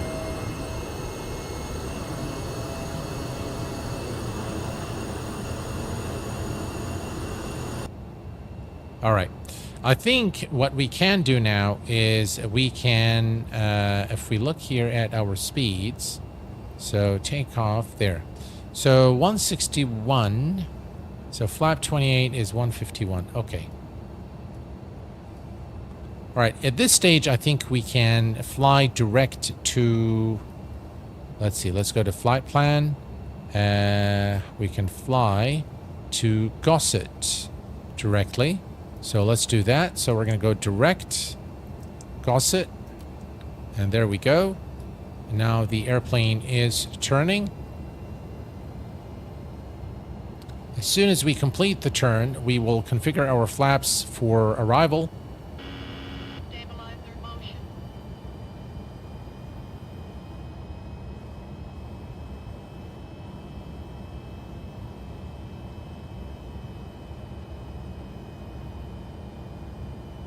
Sim Heaven. Yeah, Sim Heaven is not bad, Thomas. Welcome, Thomas. Glad to have you with us.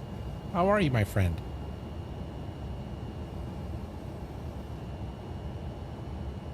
All right, let's go to flaps 28.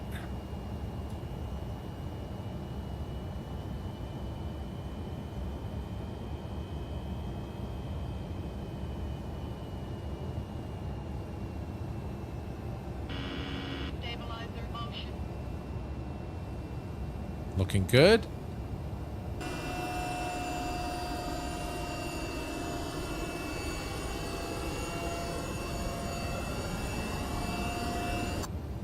All right.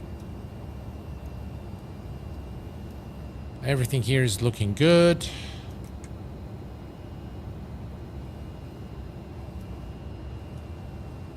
And we can see the runway right there. So that's the airport right there.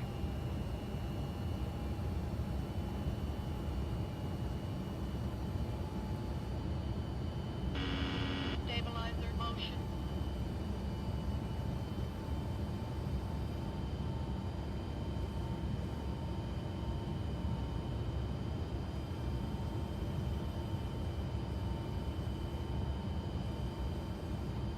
Things are looking pretty good so far. All right, alerts are off.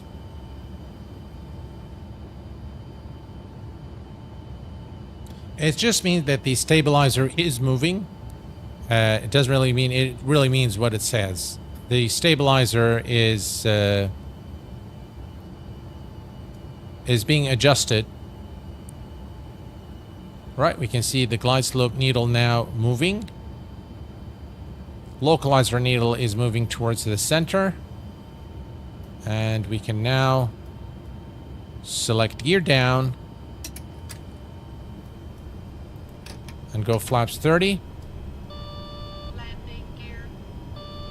Landing gear. Look at that, guys. Yeah.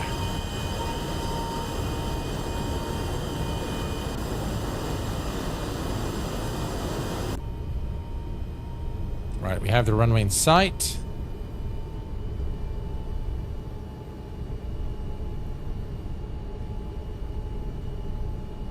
What a beautiful approach into Chopin in Poland. And let's go to flaps 50. 2500. All right, now we can set the speed if we come down here and go to takeoff. So VREF is 142. Let's go to 147. That's 147.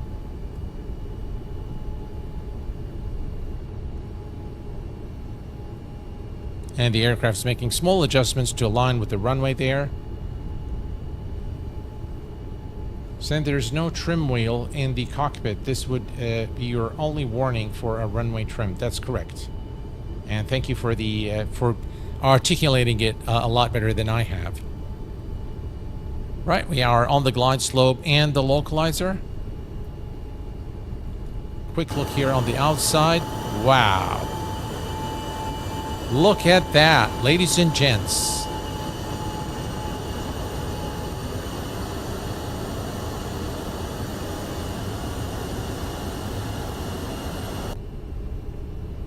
This looks absolutely gorgeous, guys. All right. A few clouds at 500 feet, which is okay. We are at 1,500. We can still see the runway. The clouds are a little bit kind of blocking our way, but we should be fine. All right. auto brakes set to medium, seatbelts are on, no smoking, and we have the green bar here indicating that we're clear to land and all systems are exactly as they should for landing. Runway turn-off lights are on.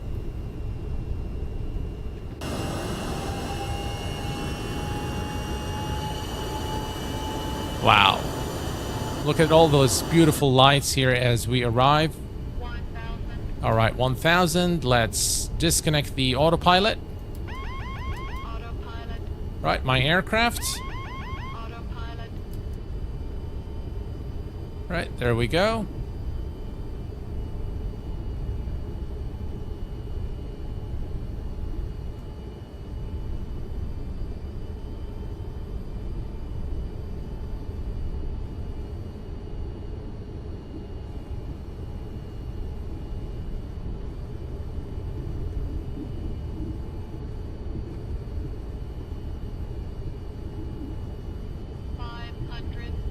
$500. 500 feet.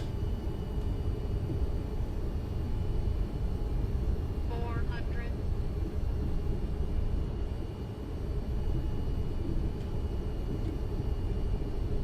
300.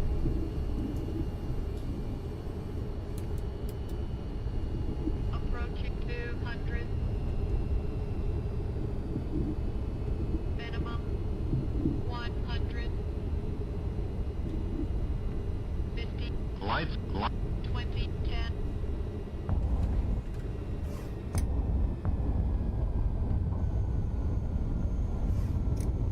Reversers are out.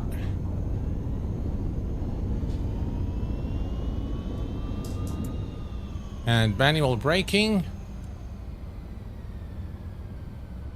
is a pretty nice looking approach into Chopin. We'll take a look at the landing in just a minute here. Welcome to Chopin, Poland, ladies and gents. Thank you very much, Stan.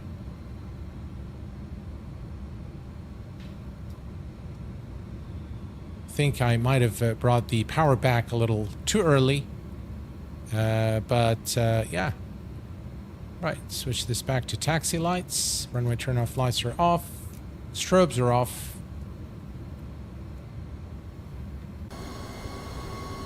And we can retract the speed brakes there. And flaps.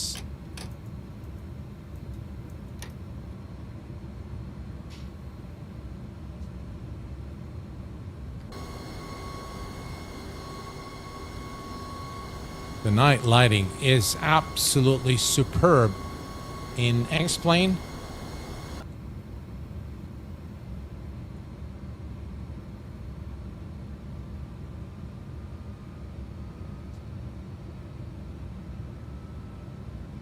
Just beautiful night lighting. Look at the taxi lights. So well done in X-Plane.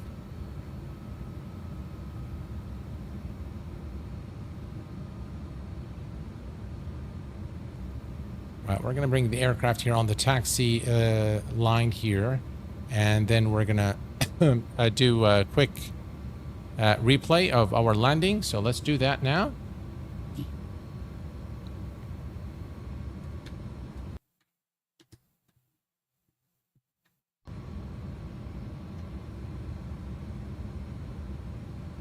All right, here we go.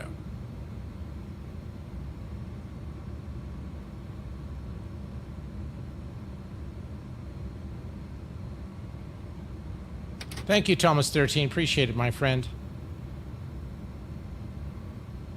Thank you, Luke Lucas. Appreciate it. All right, let's take a look at our landing real quick here. There was a bit of a bump there, wasn't there?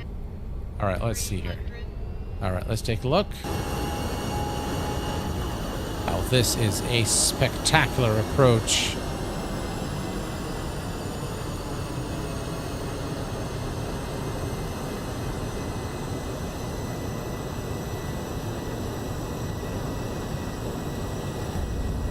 Oof.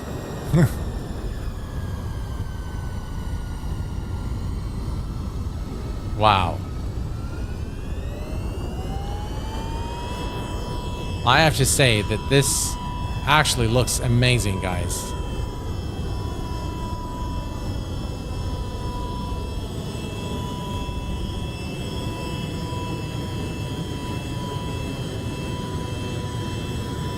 Look at the lights there in the background. All right, here we go.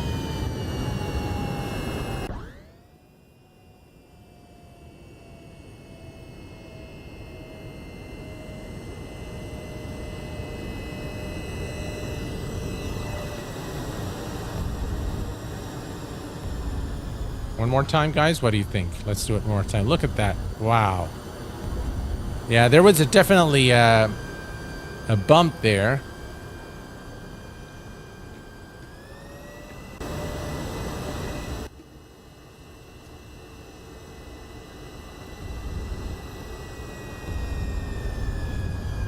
But I have to say that this looks absolutely gorgeous.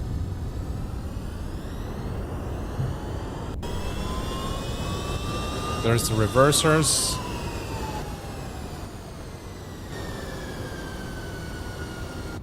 Very nice indeed. Well, what do you guys think? It's pretty cool, huh?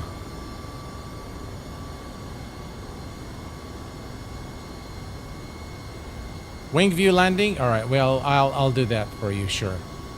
Let's do that.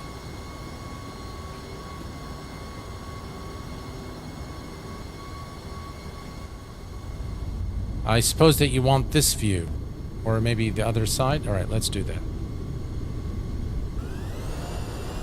All right. Here you go. Here's wow. Look at the lights, guys.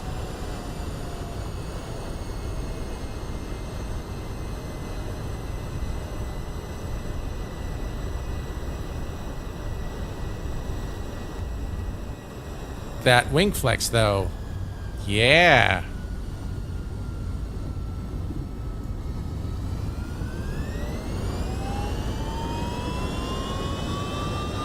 What can I say? X-Plane is just great, isn't it?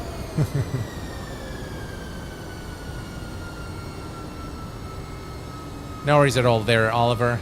My absolute pleasure, my friend. All right. So, folks, there you have it. The MD-11 passenger version. And I hope that you've enjoyed this stream as much as I enjoyed streaming it for you. Be sure to tune in next Saturday for a flight aboard the Airfoil Labs King Air 354 X-Plane 12. And don't forget to subscribe to Navigraph and avail the 1-month subscription provided courtesy of Navigraph for the Q8 Pilot Channel subscribers. I want to thank you very much, guys, for being with me this evening. It's been a blast. I really enjoyed being with you all this evening. And until we meet again, please take care of yourselves and each other. I will see you all very soon. Take care of yourselves, and bye-bye for now.